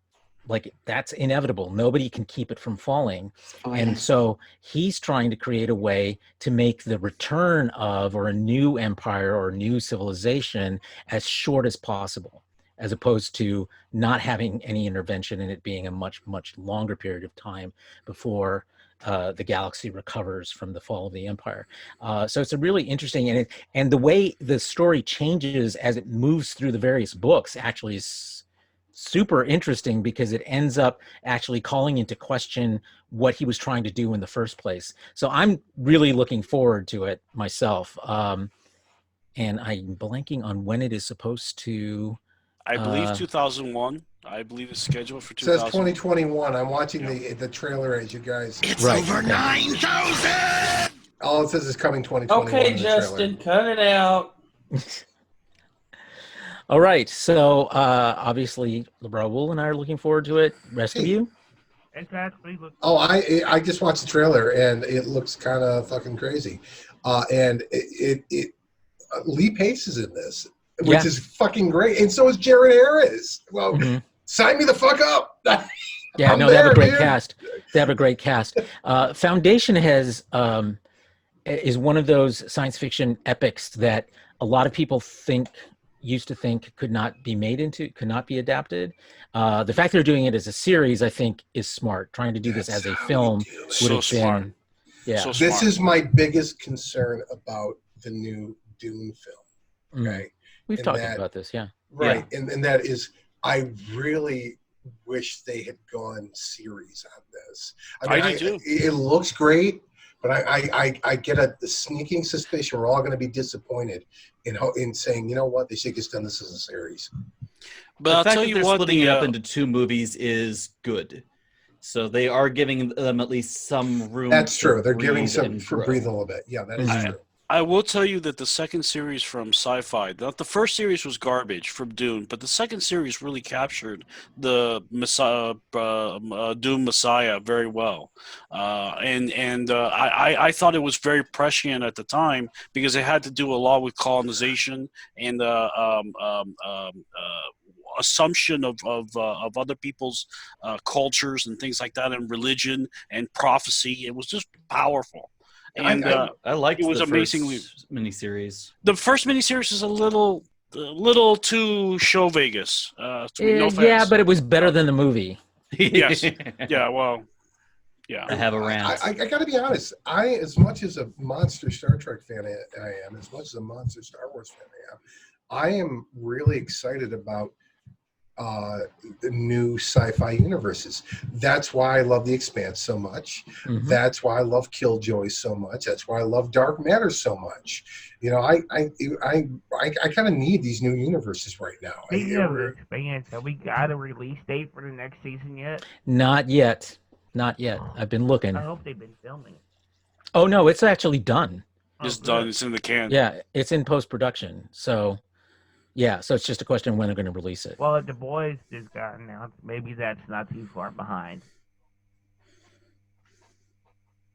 Yeah, I got the feeling with The Boys that based on how quickly we started seeing, like it was the same week that the season 1 ended, that we were seeing scenes, or we were seeing footage from them on the set of season 2. So I get the feeling that they've had this done for a while. And as you recall, before it even premiered, it had been renewed. Right, exactly. For a second season. And the rumors, again, just rumors, the rumors are that the same is true for season 3, that Amazon has already ordered a 3rd season based on what they've seen in the 2nd season as yet unaired. So, so not surprising. And of course, we have July 31st, the Umbrella Academy Season 2, which we're all excited Cannot wait. Cannot wait. I will be a happy binge watcher that day. That day, he says. He ain't going to even stretch it out over a fucking weekend. That day. That day. I got to You're work gonna that be- day. You're going to be up late, And, Justin. and Son will be talking about it the whole series 13 weeks later with us. But she will see things that we will not. So Right, that's why I that's always very true. appreciate Yeah, Son's analysis. exactly. Binge Okay. watchers, I take my time. I have to. No, we I don't rush honestly, it either. I don't we rush need we need that perspective. I think honestly, because I think we are so We dive in deep.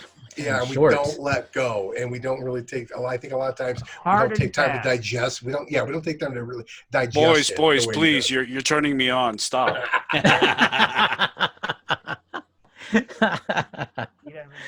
Okay, well, let's move on to our next topic, and this is we've talked about bronies before. Oh, I think you especially, Ross.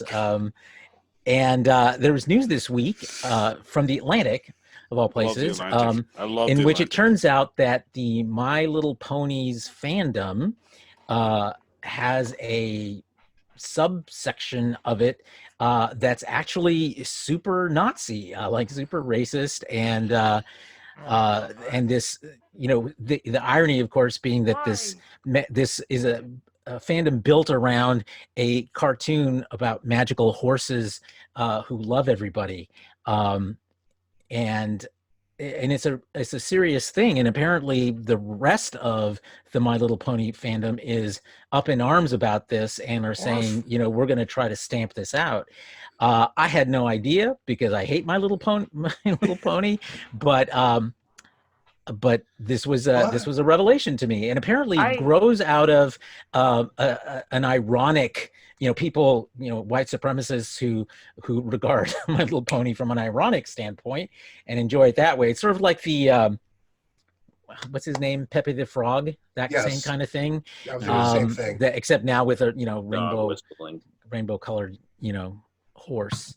I'd like to say this about the My Little Pony. They're not alone. And I'm sure that everyone here has their particular fandom that they know that there's white supremacists hiding inside of that, kind of infesting it. I know for a fact from 40K, Carlos. Yeah. What are you doing? Lost you. Oh, I'm trying he's screen sharing. I'm screen sharing. All right, hold on one second. Just 1 second. You talking to us, Sean, or your kids? Is it not working? You guys, It says you're screen sharing, but I gotta nothing's go. come up I yet. gotta go pee pee. Hold on. All right, there it goes. I think. There we go. Okay. Yeah, sorry about that. Now, to be honest, the Atlantic has to be some of the best writing ever. So reading about it from the Atlantic's point of view is amazing.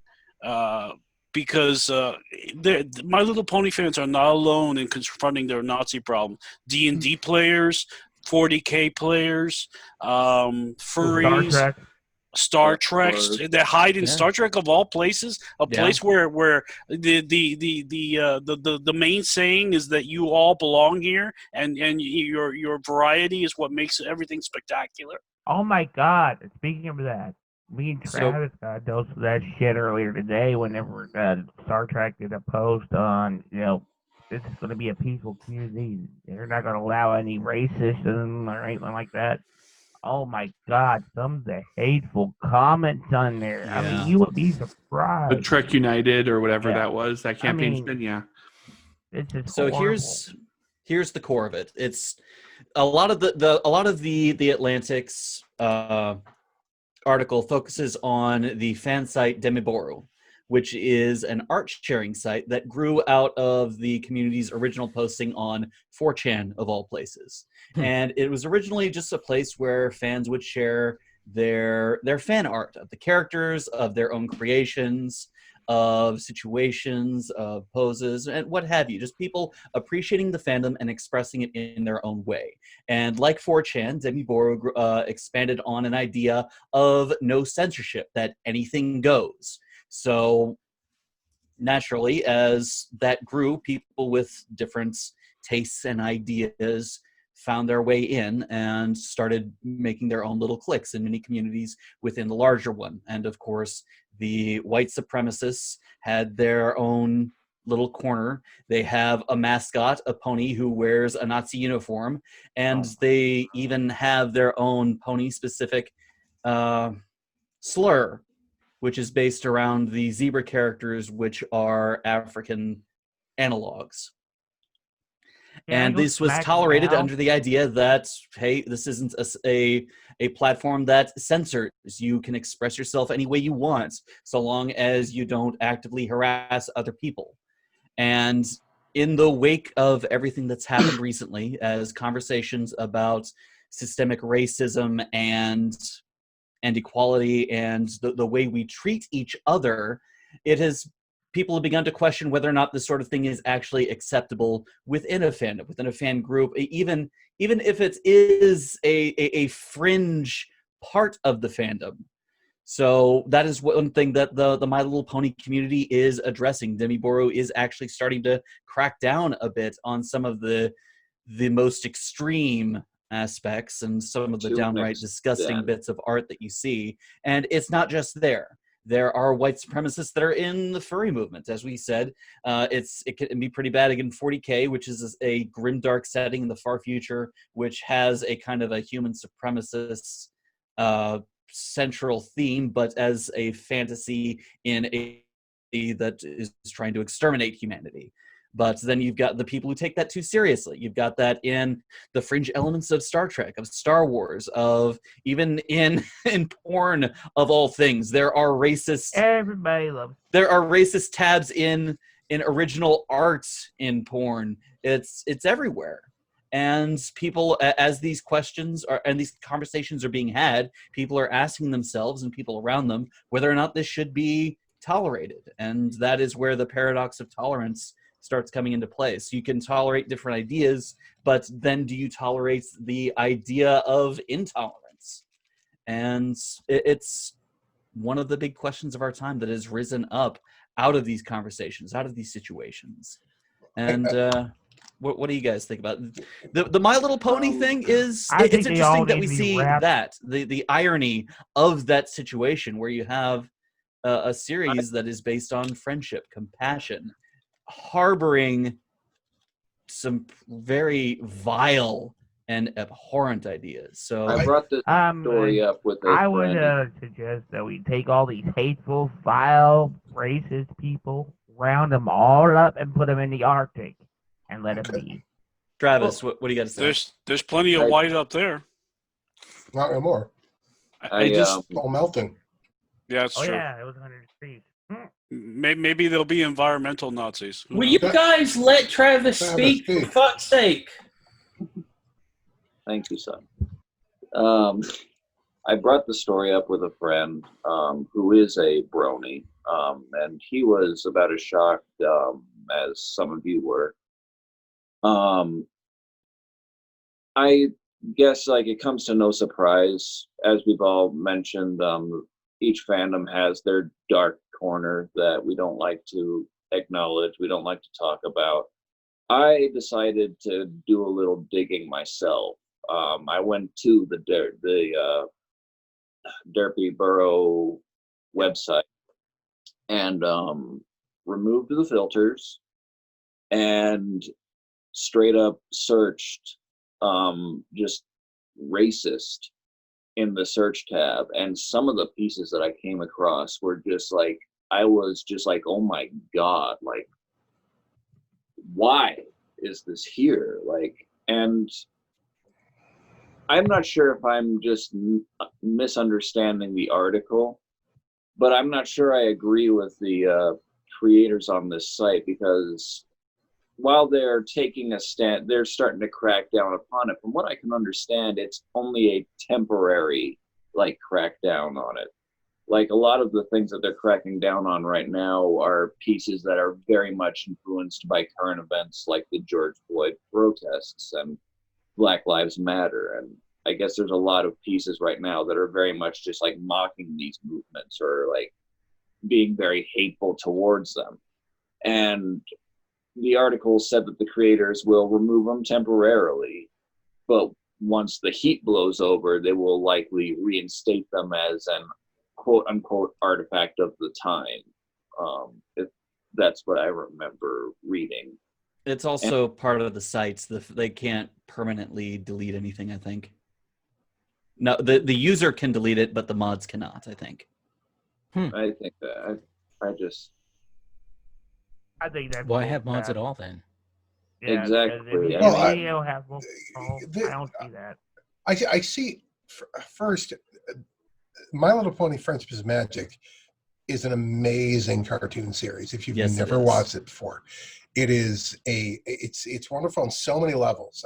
It's probably one of the greatest musicals out there. I swear to God, it is so well done, and it's very underrated from that. That said, the whole concept of the brony, I find weird. I find it a little weird. It's one thing to enjoy the show, but the amount of effort that they've gone for this, I kind of feel like they were just kind of asking for this type of thing to happen to them. And the other side of this too is that, look, I for example, today on X Monitor, at the X Monitor group, it's like I had a, I stepped in between a name calling. Actually, Raul, I think you're involved. Anyway, there was name calling between two guys. Quit. You quit the group over there? See, the thing about it is that, like, if you have it be a free-for-all, it's going to get fucking nuts. Just because people have freedom of speech, and this isn't about you, this is about in general, of course, about forums. If you are an admin of a forum, you have a right to control what goes on in there. You have a right to say, no, I don't want this community to be associated with this kind of these vile attitudes and sentiments. And the community, if the community will, in fact, police itself if you set that up. Because most of the time, Carlos, you and I have never taken hardly any action in the 4 years we've had that group open on anyone. Much to Jonathan Lane's consternation. Yeah, exactly. Because we don't. I didn't do. Truthfully speaking, Tom Connors, I have to mute him every 7 days. I haven't in a while, and that was the most I did was mute him and that was because that he was blocking people to control the narrative. So, but we don't need to take action because we've made it very clear there are certain behaviors that we will not tolerate. Well, the same in our Super Geeks group. I mean, how often do you got to ban anyone in there? Almost never. That's exactly it. Right. It's not necessary because people find the door when they realize that this type of thing won't be tolerated. And I love how Star Trek shitposting does it, where the offending parties tend to see themselves out, and then everybody roasts their goodbye message for about 2 weeks. Right. I mean, and yeah, but if you establish your foundation here that you're not going to allow this type of behavior, then it will work itself out. But when you just say, hey, anything goes, freedom of speech, we respect freedom of speech. If that's your attitude, then what's the point of even an admin or having any kind of moderation whatsoever? It's not freedom of speech, it's anti-censorship. It's the ideal is that they want to give creators the ability to express themselves however they want without fear of social pushback when they want to go one way or another. I don't think it's meant to be a gateway to the kind of vile and terrible things that we see. Well, but what it does is it creates fertile ground for that. That's what I was right, exactly. Like, for example, have these people never seen 4chan or Reddit? How that shit works out? That's what I said. Dirty Baro got its start on 4chan. Makes total sense. Yeah, no, I mean, I've been moderating internet discussion groups for close to a quarter century now. And one of the things that I have learned and really believe in, again, much to the consternation of folks like Jonathan Lane, is that that these discussion groups are communities, and like any community, you can have a dictator that says yes or no, based on whatever they want. But a well-functioning community is one in which people accept these values and enforce these values on themselves and on one another. They have these expectations of one another, and that's a process that's can be a little messy. You can get off the rails sometimes for a little while. I have faith and have seen it happen repeatedly that people do a pretty good job of getting back on the rails with minimal interference on the part of an admin.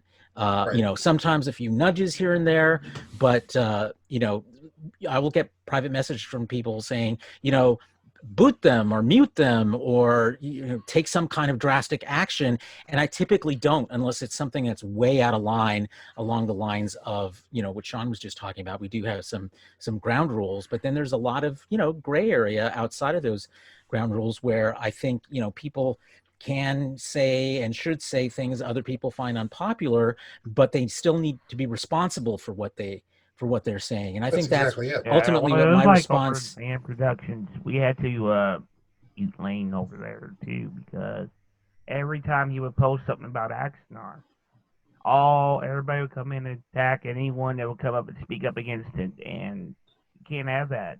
I mean, you just can't. So we had to mute them whenever you post anything has to get approved now. But these are two completely separate ideas. You're talking about discussion on board. You're talking about discussion on a board that is about free expression, artistic expression. Yeah, but isn't talking, hey, freedom of speech. Well, I mean, but I freedom of speech is not freedom of expression. They're two different ideas. But I don't see the difference in moderation though, in what is expected in having when you have ground rules for what will be tolerated. I mean, what if if it wasn't, say for example, prime 4chan example, what if it wasn't racism? What if it was depictions of child pornography? I mean, that's what 8chan is for. Are they depictions or are they actual photographs? Photographs. It doesn't actually under U.S. law doesn't matter. Yeah, it doesn't matter at this point. I mean, but U.S. law will, even if it's not a real person that's being depicted, the fact that it is a child of any kind being depicted in a sexual way, it is considered against the law in the United States. But what it really comes down, doesn't matter ethically for your group is what it comes down to. I think that you have a right to an obligation to set up ground rules to stop this, to curtail it, because what happens if you don't, just from a practical standpoint, is that you have the situation with the My Little Pony. But as a private community, I agree with you, Sean. I mean, as a private community, if you're gonna create and foster and culture a walled off garden for discussion, yeah, you have the right, and you have and your market is the community. The heavier handed you are, the more likely your community will become more of an echo chamber and less free thinking. But I mean, there's value. I mean, but as a private walled off garden, you also have the ability to not do that as well. Exactly. But there's value in and I think what Carlos was getting at, there's value in giving as much latitude as you can in free expression, because people do self-correct. People do we'll say something and then be like, oh, that the way that was received wasn't very well, and I need to maybe rethink about how I feel about that. And so I mean, not to say, we need safe spaces where we can be expressed. I mean, but yeah, I mean, I think that's the idea of free expression. We don't have, free speech, free expression isn't about talking about the weather. It's about talking and conversing about very controversial things, very controversial subjects, laying out criticisms, and hopefully we grow, and hopefully we become better through those conversations. I mean, if there are bronies out there that are neo-Nazis that are posting inappropriate things, hopefully there's people out there who see this and are repulsed by it and say, you know, like, that's not representative of me, that's not representative of my fandom, and they choose to represent themselves and their fandom in a different way. I think that's exactly what's going on. People are looking at this and they're drawing a line between what is controversial and what might be difficult to talk about and what is hateful and hurtful. What is unacceptable. And things that are meant specifically to elicit disenfranchisement, to showcase and glorify hate. Each space is very private, though. It's not an open forum for discussion. There's different goals towards every single group I've ever been a part of any organization in any form, and that those goals are preeminent to whether or not there's going to be a lot of free thinking, a lot of free expression of that. I would like to also say that that everybody always says freedom of expression, freedom of art, freedom of this. The only thing you have is a protection against your government in this country. Yeah. Everything else is on private. Everything else is in private hands and can be moderated how they want, because that is up to their goals. It's one of the things that drives me crazy about Facebook, frankly, and some of the positions that Mark Zuckerberg has taken in allowing a lot of really objectionable groups and contents on Facebook. And it's like he is trying to prize freedom of expression over all else, when in fact Facebook is a private space. It's open to many, but it's allowed to do. No one is entitled to, complete and utter freedom of expression if that includes, hateful stuff and untrue stuff that, as we saw in the 2016 election, can actually affect electoral outcomes.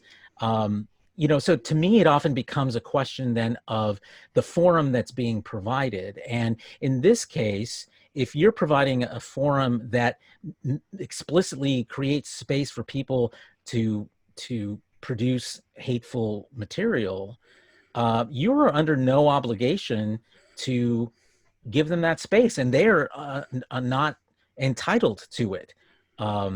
So at some point, there's a community there that needs to understand that tolerating the intolerant has real costs, can cause real damage, and that by continuing to provide a forum for that to exist, they bear some responsibility for it. I agree. Absolutely. Well, Zuckerberg's trying to toe the line. Yes, it's a private forum, but he's trying to market it like this big open communication resource for everyone to use. Sure, and I think that worked 10 years ago. I think we live now in a world where we see that it's become quite easy to exploit this forum that he's created to cause real damage to societies and to democracy itself. And I think that because of that, he bears personally a great deal of personal responsibility for his lack of effort to really deal forthrightly with some of this, because it's gone beyond his control. It's almost like Mark Zuckerberg is a scummy human being, not like what he's doing currently. I don't know if you heard. I don't know if you guys heard what he's actually doing currently. He's suing individual landowners on Hawaii to build his megaplex. He's literally suing them out of their own property using eminent domain. On which, how can he use an eminent domain? He's not the government. Because he's rich, my friend, and he could. You need to give us more information than that, because he's manipulating the politicians. He's manipulating the politicians in order to grab the land that he desires. Let's get some actual data on that. We can discuss. Sure. Elon Musk is actually doing that in Texas. There's precedent for this. Sure. I want to get back, son. You were about to say something. Except legally, he doesn't have to bear any responsibility, Carlos. No, I'm not talking about legality. I'm talking about ethically and morally. My whole point is that he has, because he owns Facebook, he has the right to regulate it as he sees fit. But at the same time, it's become a dangerous place. It's become a dangerous tool, and Congress has every right to regulate that, to create a set of regulations around Facebook, and he knows that. That's why he has engaged in as much lobbying in Washington as he's had Facebook do. So yeah, you're right. Today he has no legal obligation to take responsibility for it, but that doesn't mean he can't be ultimately held to account for it. Yes. So the conversation then winds up being, if a private platform becomes large enough, it then becomes something that the government should regulate. Well, like utilities are the same way.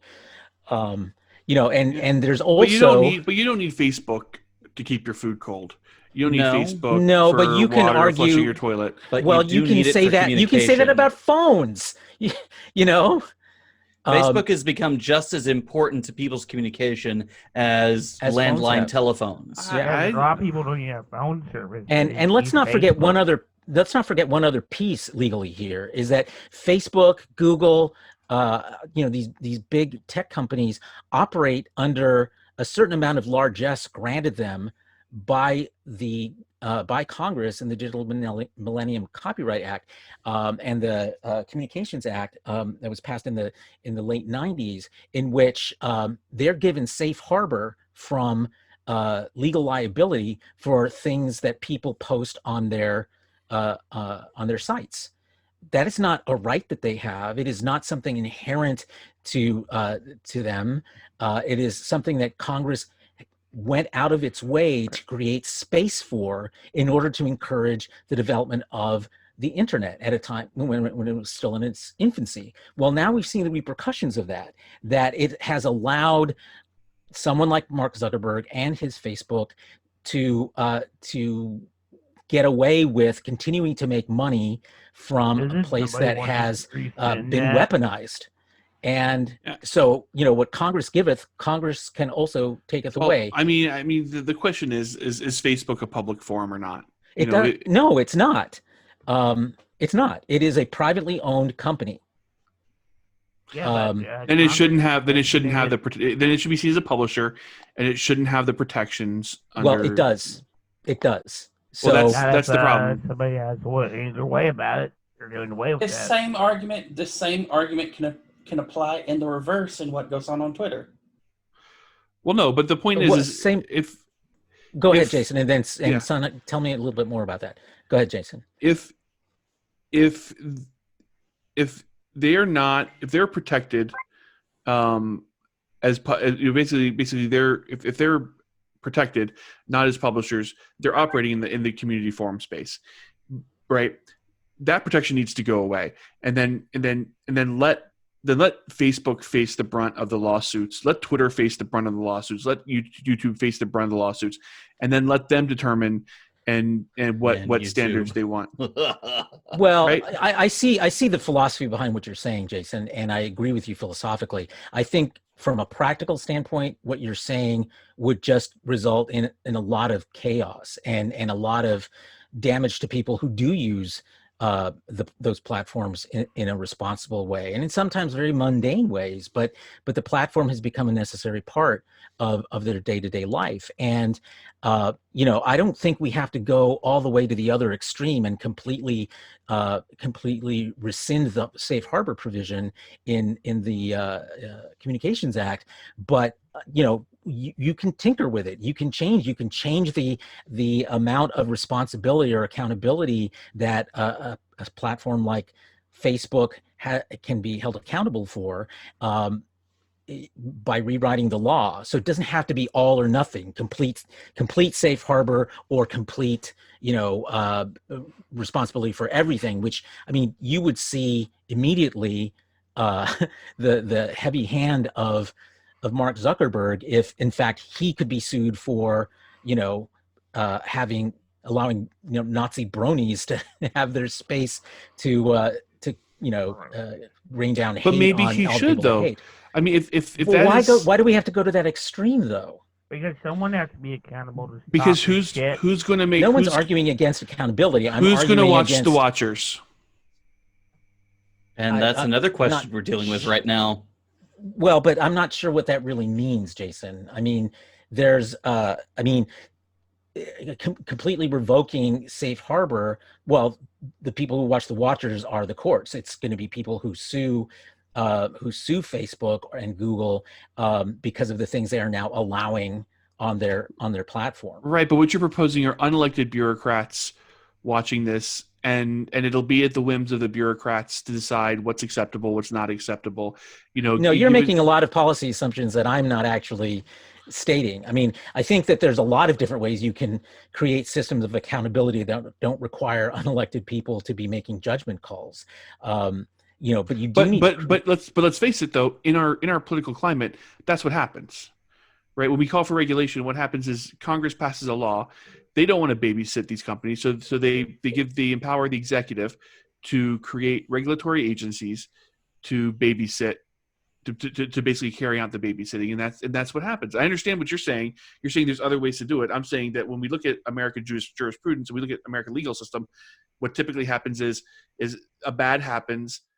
Legislatures get together, they get angry, they get indignant, they pass laws, and then pass the power to enforce, pass a law that says the executive can regulate, and then it's the executive who then nominates, or builds a board, and that's completely undemocratic, and they're the ones who are responsible for regulation. Okay, so a couple of assumptions I think you're leaping to there. One is, the whole reason that they passed the safe harbor provision was because the internet was a new thing. Online forums were a new thing, and they didn't want to put exactly that kind of heavy restrictions on them at the outset. They wanted to create a space for these places to grow. As we've now have seen what some of the repercussions of that are, I think you can come up with ways that are short. And it's not like you're going to create these, Facebook panels that, government panels. You create a way, legislation that is more specific around the terms of how the safe harbor is extended to a platform like Facebook, because again, it is a private organization. A lot of what you were just talking about are not about private organizations as much as they are about public institutions.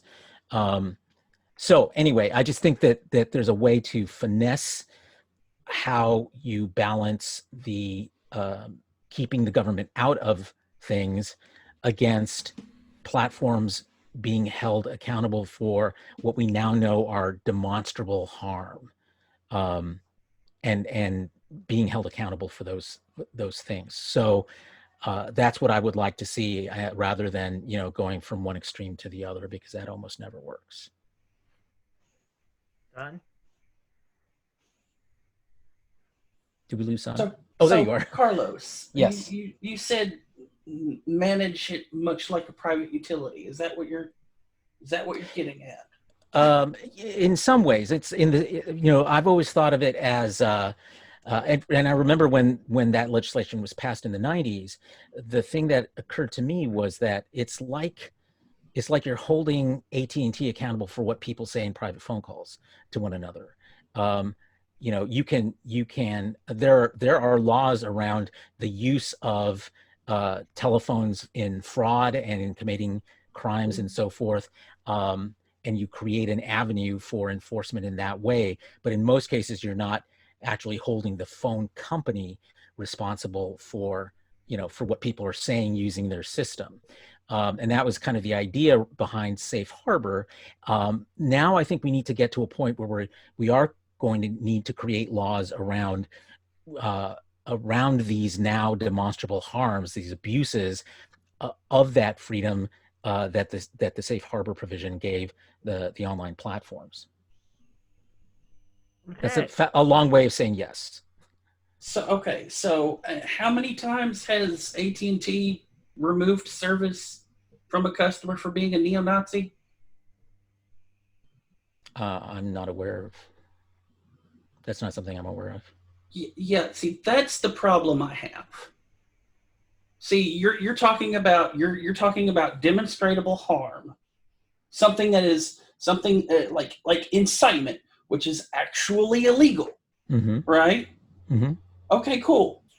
Nobody's disputing that those are things that need to be dealt with. The problem we're having is that people want to change the definition of what is actually illegal to include things that hurt other people's feelings, like things that are rude. Well, that's certainly what I'm advocating for. I'm talking about if you build up an online platform that literally endangers democracy, you need to be held accountable for it. I completely and totally agree. I'm not saying that because some of it may be offensive that someone should be prosecuted. I'm okay with people offending me, but I'm not okay with Facebook providing the means by which people are going beyond being offensive, but actually are creating damage to our whole system of government. And as part of our topic, things that are hurtful, harmful, and inciting violence to other people based on race. But things that are hurtful are not things that incite. Well, I mean, to say I hate black people is not to say go kill black people. Right. But what I'm saying that if you create a space, if you're an online platform that creates a space that allows people to create a group that says we hate black people and want them killed, then that's a problem. Illegal. Because the last part is an incitement. Well, no, you can finesse it. You can finesse it.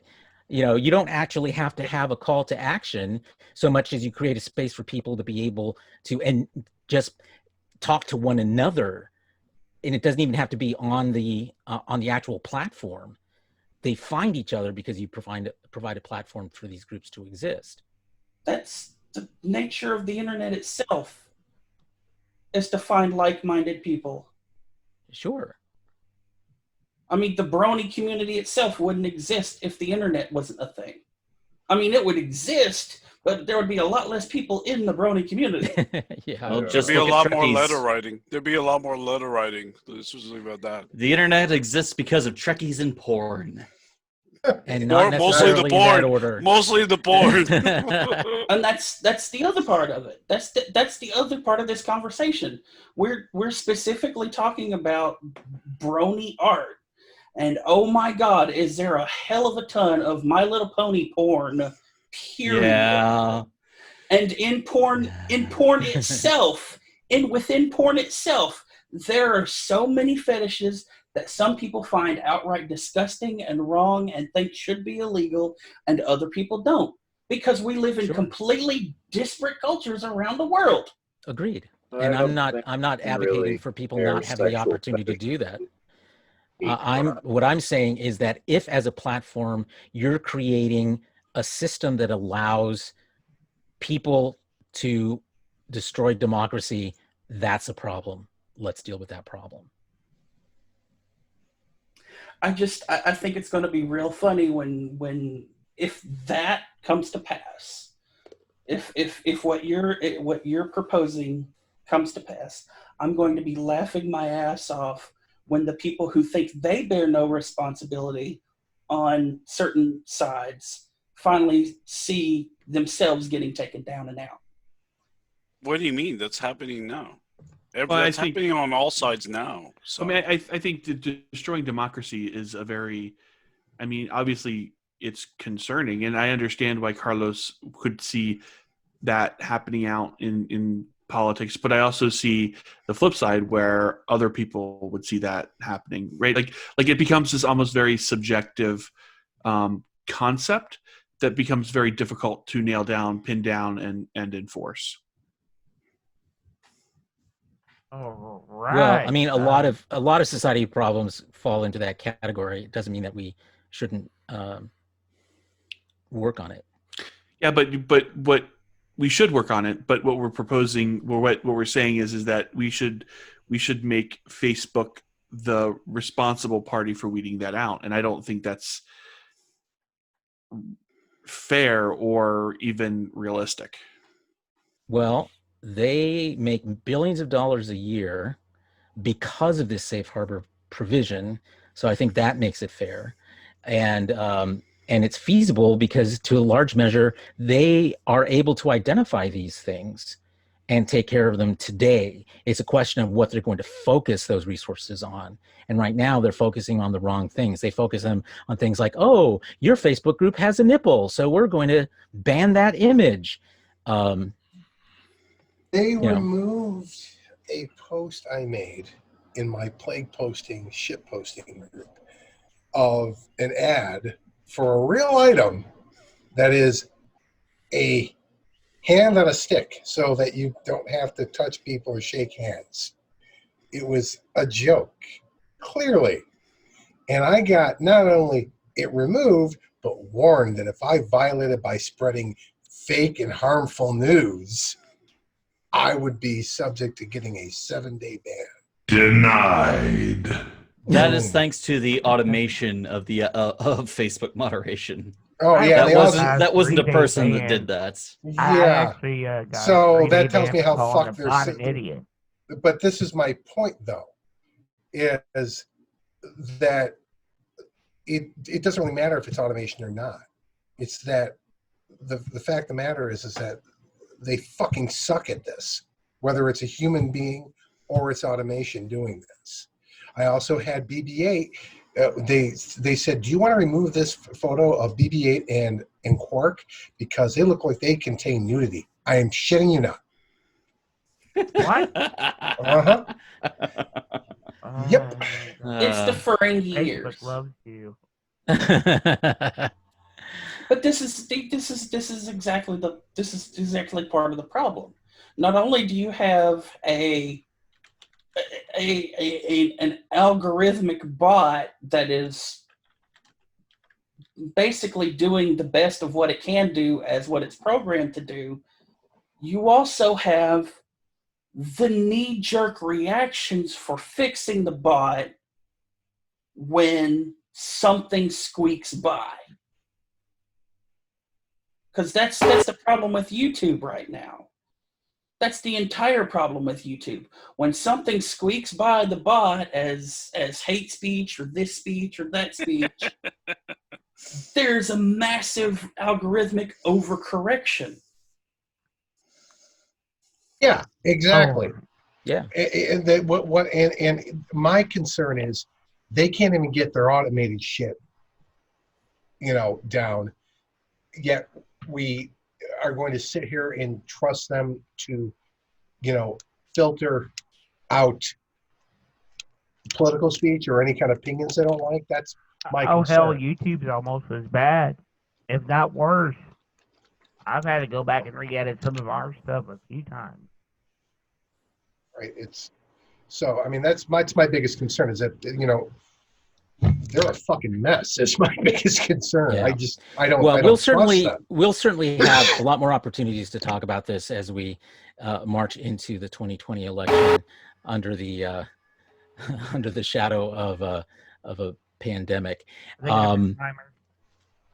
So let's put a pin in this one and move forward to our final topic of the evening, which is our traditional "What are we watching?" So let's start off this week with Sunseal. I've been watching Pokemon this week. Ooh, did you hear that, Travis? Pokemon. Yeah, Netflix has the new series of Pokemon, the Journey, I think it's called, and I've been watching it. I cannot stand the fact that Ash has little squiggly lines under his fucking eyes. Can't stand it. Those are trailer marks from his heroin addiction. I'm enjoying the series so far. I'm only 3 or 4 episodes in, but I cannot stand those little. If they just removed those, I'd be fine with the entire thing. Honestly, it's just those little lines. It's so weird to me.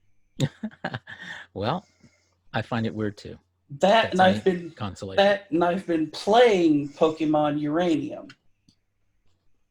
Is that It's a fan-made project. It's a fan-made project. I thought that got axed. No, no. This is Just Corona. I will pass links. Okay, please do. All right. Anything else, son? That's oh, I finished watching I finished watching the last of The Flash. Yes. I'm okay leaving it there and never picking up The Flash again. Yes, you told us that last week. Yeah. Just for the fact of the stuff that's going on with the Flash cast right now. So. Yes, lots of flux. Drama. Yeah. Okay. All right, let's move to Jason. What have you been watching this week? Watched a few Star Trek movies this week for Father's Day. So watched Beyond, watched The Wrath of Khan, watched the whale one, The Voyage Home. So I did a few different Star Trek viewings on Father's Day because it was Father's Day and I could do whatever I want and the kid had to just deal with it. And then this week we've been watching Mr. Iglesias, which is a comedy on Netflix. It's a sitcom on Netflix starring Fluffy? oh my goodness, Fluffy. Yeah, Gabriel Iglesias. Yeah, Gabriel Iglesias. I totally forgot his. Yeah, so Fluffy's a school teacher in the inner city in I think it's LA. And so it's just fun. And so in the light of all that's going on, I wanted something to laugh at. So that's what I've been watching. All right. Over to you, Justin. And as I unmute my microphone, I have actually been playing video games all week. And just as Gods Among Us was free on Steam, so I snagged it. Thank you, son. I did a playthrough of You're that. welcome. And a few streams. And then we also released the Orville Interactive to the public today on Steam. So if you get a chance, Congratulations. check it out. Yeah, congratulations. Other Cool. than that, other than the Harley Quinn episode to catch up on, and Stargirl, Oh, Stargirl, right. so good, so good. I love that show. Yeah, that's pretty much been it this week. All right, cool. Travis, how about you? I've watched a few things this week. The first notable thing worth mentioning was that I finally got around to watching Never Surrender on Amazon Prime. And I thought it was a very lovely documentary. I need to watch that movie again.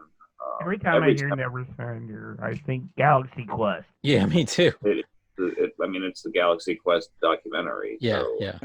But I need to get around to watching that movie again. Every time I watch it, I always find something new to respect, and I believe that documentary will make me notice quite a few more things. I have one job on this ship. Be quoting it for the next 30 minutes. Anyway, another thing I watched on Crunchyroll. I don't know how to pronounce the name of this anime that I stumbled upon, but it is one of the most ridiculous things I've ever seen, and it's just this mermaid anime that's 13 episodes long. I made it through like 6 episodes before I was like, I should probably watch something else, because the logic behind this is just, I don't want to say it's on the anime logic Force. Is there any logic behind anime? Like it's getting close. It's just anything goes in this thing. Lolita Mermaids, of course. It's anime. Anything always goes in anime. That's what. Basically, watching JoJo's Sea Venture. Okay. Pretty much.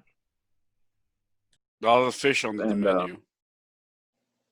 But of course, you got to save the best for last.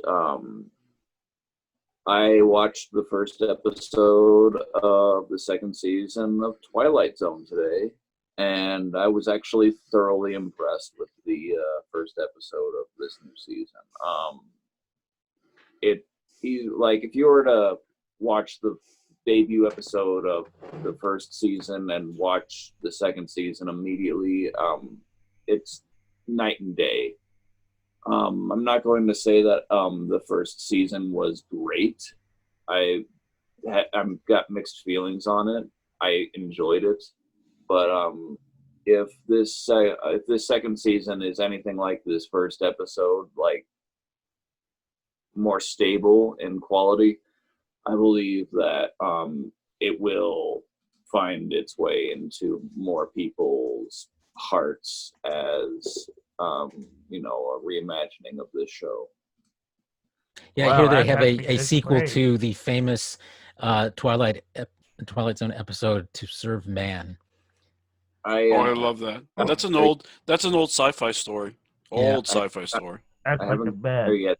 This episode was the premise is basically that this dude has very high standards when dating, and out of nowhere he starts to hear the thoughts of one individual woman, and it's basically them at first being very like taken aback, like freaked out about this, but they start to interact more and more when it does casual level, and they start to develop feelings, and it's actually really well done. There were some parts where I was like, it's probably going to go this way, and then it doesn't go that way, and the twist was actually something that actually kind of took me by surprise. I was actually like thoroughly like, wow, this was actually like, I don't want to spoil it. It's like, I know that some people were questioning the quality of writing in this show, right? But I believe that this one is worth checking out. All right, good recommendation. Eyebrows of Doom. Well, let's see. Any cars with faces this week? Yes, there were cars with faces, but a fun evolution. Transformers Rescue Bots, which is a remarkably well-written kid show and features the voices of LeVar Burton, of all people, among many others, including Tim Curry and a few other very notable actors. So it's as much fun for me to watch as him, in addition to all the other stuff and Blippi. But for myself, the wife and I finished season 3 of Riverdale. What a twist and turn! You're still enamored of it? Yes. Okay. We just started season 4, and the first episode was a tribute to the actor Luke that Perry. played Archie's dad, Luke Perry. Yeah. And oh man, that was so emotional. I was in tears at the end of it. Just streams of manly emotional tears of sorrow. Manly weeping. Just streams of manly weeping. Hey, men can be emotional. It's okay. I've read about Where did you learn that lie? Lie! Anyway, I also finished Harley Quinn episode 2, or season 2, and it was fantastic. Harley, spoilers, Harley and Ivy riding off into the sunset was very Bonnie and Clyde. Loved it. Feel bad about Kite Man, though. I feel like he should have ended with a little bit more happiness, but no. Oh, well, I hated him anyways. Oh, Kite Man's fun. Man. At least he's getting to fly high, right? Yeah. I hope if they do a season 3 that he finds someone that he can be happy with, and that we see more Harley and Ivy just going nuts all around the world. There you go. I'm caught up with Stargirl. Loving that series so far. It can be it can be a little heart-wrenching at times, especially with Wildcat's backstory. I like that they are kind of taking these these Silver Age heroes that haven't been relevant in a long time and updating them for a more contemporary audience. And with that in mind, I feel better about the fact that Earth 2 doesn't look like Earth 2. I like what they're doing with the Lantern. I hope they actually show a powering. That'll be kind of cool. Maybe. Yeah, I hope so. I mean, I was amazed they brought back Dr. Midnight, and pleasantly surprised. Well, they teased both. They teased the Flash as well. Mm-hmm. A Flash that we haven't seen before, I should say. It's not Jay Garrick or. Oh, really? Yeah. It's not Barry Allen. Or Barry Allen, yeah. That we know of. I have not watched the most recent episode, but do they go any further with the pen? No. It's constantly teased. It is Chekhov's gun. I think I know what it is. I mean, like what is associated with it, but I'm not 100% sure. But one of the things I like most about this series is their portrayal of the Injustice Society. They are all older, previous generation folk. They have, outside of being supervillains, they have lives and families. Yeah. They have kids that seem to be growing up to fill their parents' shoes, or at least inheriting their powers for those that do have powers. Mm-hmm. So it's going to be interesting to see what happens there. Maybe I'm guessing that maybe some of these kids take up their parents' mantle as they're defeated by the Justice Society, and the constant rival between justice and injustice goes back and forth. I think that's one of the best aspects of the show, for sure. There's still a lot to go with the series, so it'll be fun to go. Fun to see what happens. I like that so far they have not fallen into a repetitive pattern like we've seen in so many other CW shows. Yes, Flash, I'm talking about you. Yes, I know. Yeah, the DC Universe shows really seem to be holding their own. And I learned that Doom Squad Season 2 is airing on DC Universe as well. Indeed. It's not exclusive to HBO Max. Right. They just aren't promoting it as much as they are that's for why HBO I think, Max. DC Universe. In addition, for Rooster Teeth, they finished up the last laugh, the Try Not to Laugh challenge with a $1,000 reward. That was a lot of fun. And a new series they recently started up, Hardcore Mini Golf, for their Achievement Hunter channel, where they get a bunch of their personalities dress up in costume, are kind of in character, and they're on this mini golf course trying to do better than each other. There are power-ups that punish their opponents, that they have to use either a big heavy sledgehammer or a hockey stick or a giant 2-inch ball bearing instead of a golf ball. It's a lot of floor fun. is lava, right? Pretty much. It's at least as good as The Floor is Lava. It's the Achievement Hunter, guys, so it's going to be better than The Floor is Lava. Okay. Thank you, Ross. Sean, we know that The Floor is Lava is certainly on your list for this week. Anything else? I don't intentionally watch that. It just happens to show up on the TV, and then I uncontrollably. Lies. But I did watch. Somebody brought it up that they started watching Selma. I watched Selma on Saturday. Oh yeah. And by the way, it's if you have Amazon Prime, it doesn't show up as a Prime, but what it is it's a $0 rental. Right. So if you search up Selma and you say, "Oh, it's not free," it is free. You just have to select the rental. Yeah, you'll see it says $0. Right. Yeah, so it's Selma, 13, and Just Mercy are the three that I'm aware of. Yep. And not just on Amazon, it's also on iTunes. I'm very disappointed that I did not watch Selma until now. It was an excellent film. So I watched that. I watched Cuba Libre, which was basically the entire history of Cuba, which is basically an entire history of revolutions. And now I'm watching 1916, which is the history of the Irish Revolution. And this is becoming a trend. Poor Irish. Yeah, this is becoming a trend with me. So, and I'm trying not to equate this with the fact that I just got a new gun and about 500 rounds of ammo. I'm really trying not to make that correlation. That's an easy afternoon, sir. An easy afternoon. Boy, you are not kidding, dude. About to get into the boogaloo, are you? I mean, what's more like, American than being a vegetarian? 500 rounds is only 20 minutes at the range, man. Yeah, well, it's a lot of reloading, man. God damn. That's what those big magazines are for. The high capacity banana clips for life. Well, yeah, I mean, look, but here's the thing with the MPX. I just got. Oh my God, I burned through like 270 rounds in like 3 minutes. It was but it's 9 millimeters, so it's like pennies. Yeah, no, you got to know where to buy cheap range ammo. That's what it comes down to. But yeah, it does kind of get expensive though after a while when you're looking. Oh my God! That's why I shoot with 22s now because it's so cheap. Oh, God, so now we found out how Sean gambles. It's with ammunition.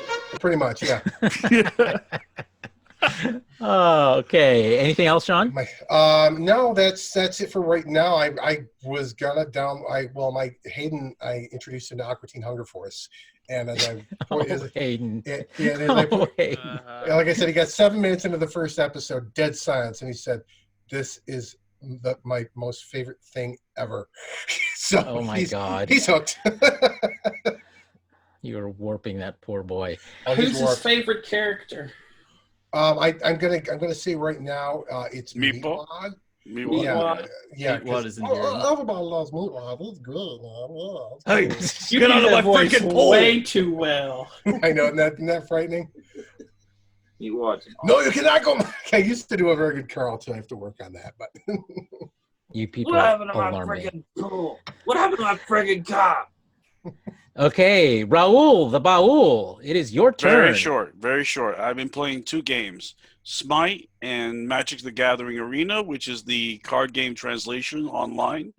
And one came out with a new god, Cthulhu, which is great fun. You go in there, you slam down, you basically warp the field of because it's basically a MOBA, which means you take one character, you move him around strategically like you would in an RPG, but it's action oriented combat with timers.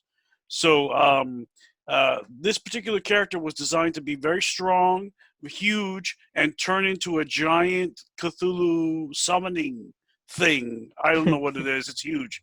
And on the Magic side, they released their new their 21st set in 20 years.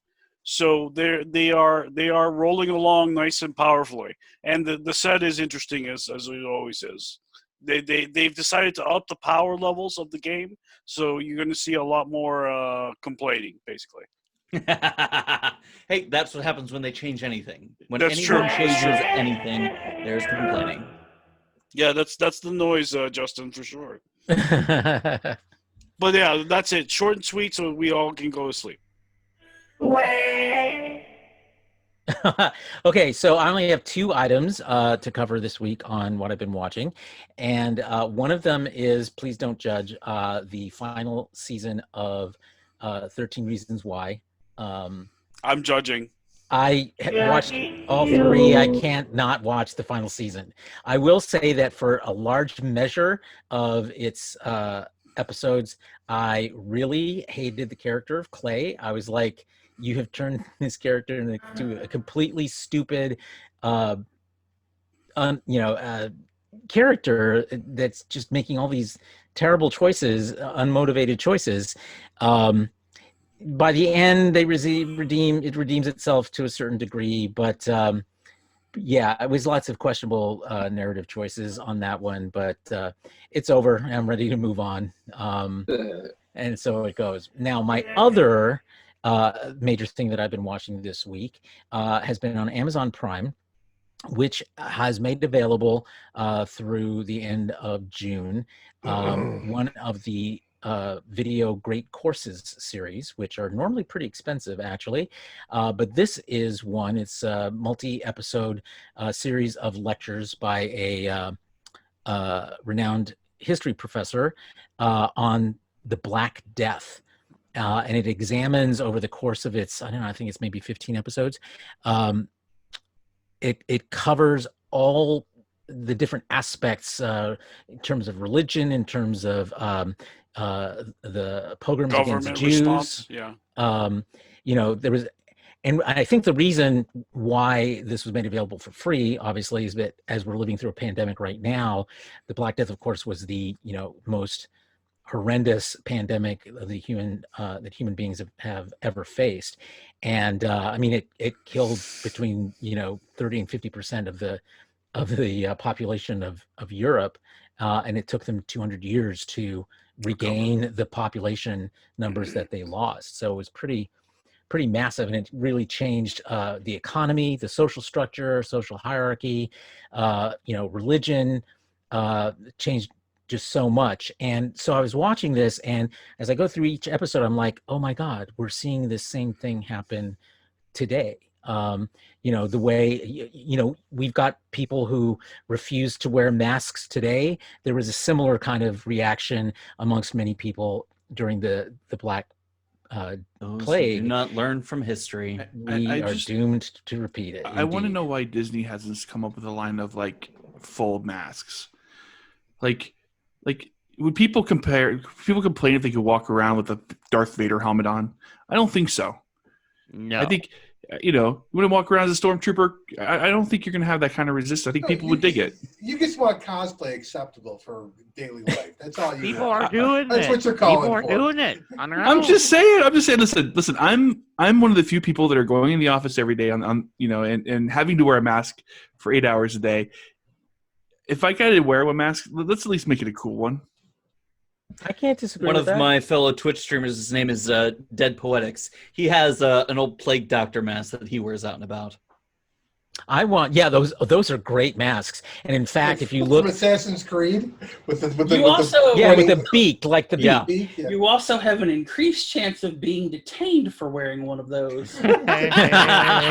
Very true. And as it turns out, they weren't even effective back in the day. So Well, you know what the beaks were No, for? but they look awesome. They You know do what the look great You know what the and beaks, chilling, the actually. beaks For were holding for? potpourri. That's They exactly look it. cool. They were to hold because of the smell was so bad. That was for holding they were holding your fresh scents in there. So I started reading this book that was recommended by this history professor. Her name is Dorsey Armstrong, and she was talking about this time travel book, and you all know how much I love time travel. You don't. It's called it's called the Doomsday Book, and it's about this history student in the not too distant future when time travel is discovered, and history students go back in time to observe what reality was really like as part of research. And the 14th century, which is when the Black Plague hit Europe, has been generally off limits to these types of time travel visits, just because it was such a dangerous era to live in.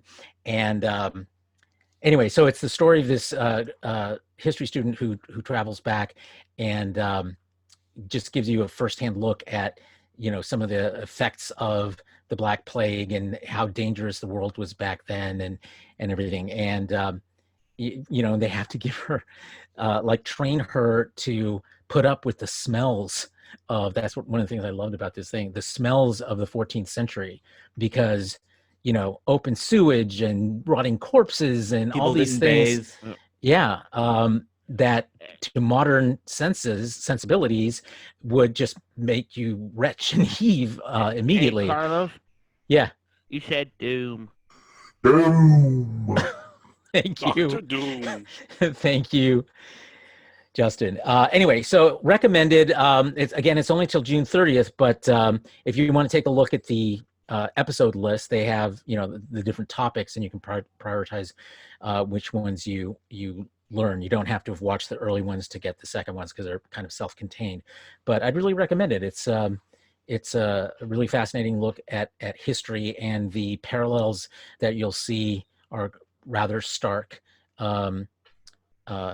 between what we're experiencing now and what humans back then did. So that's been a fascinating part of my week this week. I got about 3 minutes into it and I realized seems like I'm in school. It was the only problem I had with it. Does it get a little bit more exciting than that? Because I'm very fascinated by the Black Plague. I always have been. Well, I mean, it's a lecture, so if you don't like lectures, you probably Right. won't like it. But it's filled with a lot of really interesting material, really interesting anecdotes. She quotes from a lot of, I don't know if this was an actual term or if it's a term she uses, chroniclers of the time. So people who, wrote down what happened, and you read about some of the things that they were doing to one another as a result of the hysteria created by the Black Plague, which by the way was not called the Black Plague back then, or the Black Death even back then. Contemporaneously, it was known as the Great Mortality. So there's a little tidbit. So she does go into some quite graphic detail around some of these things that happened, and some of them are really actually quite horrific. So if you're into that sort of stuff, that keeps your attention, you may enjoy it. But it is essentially a history professor standing up and walking around a set, and behind her on the set, by the way, is the plague doctor helmet and hat. So that was kind of interesting.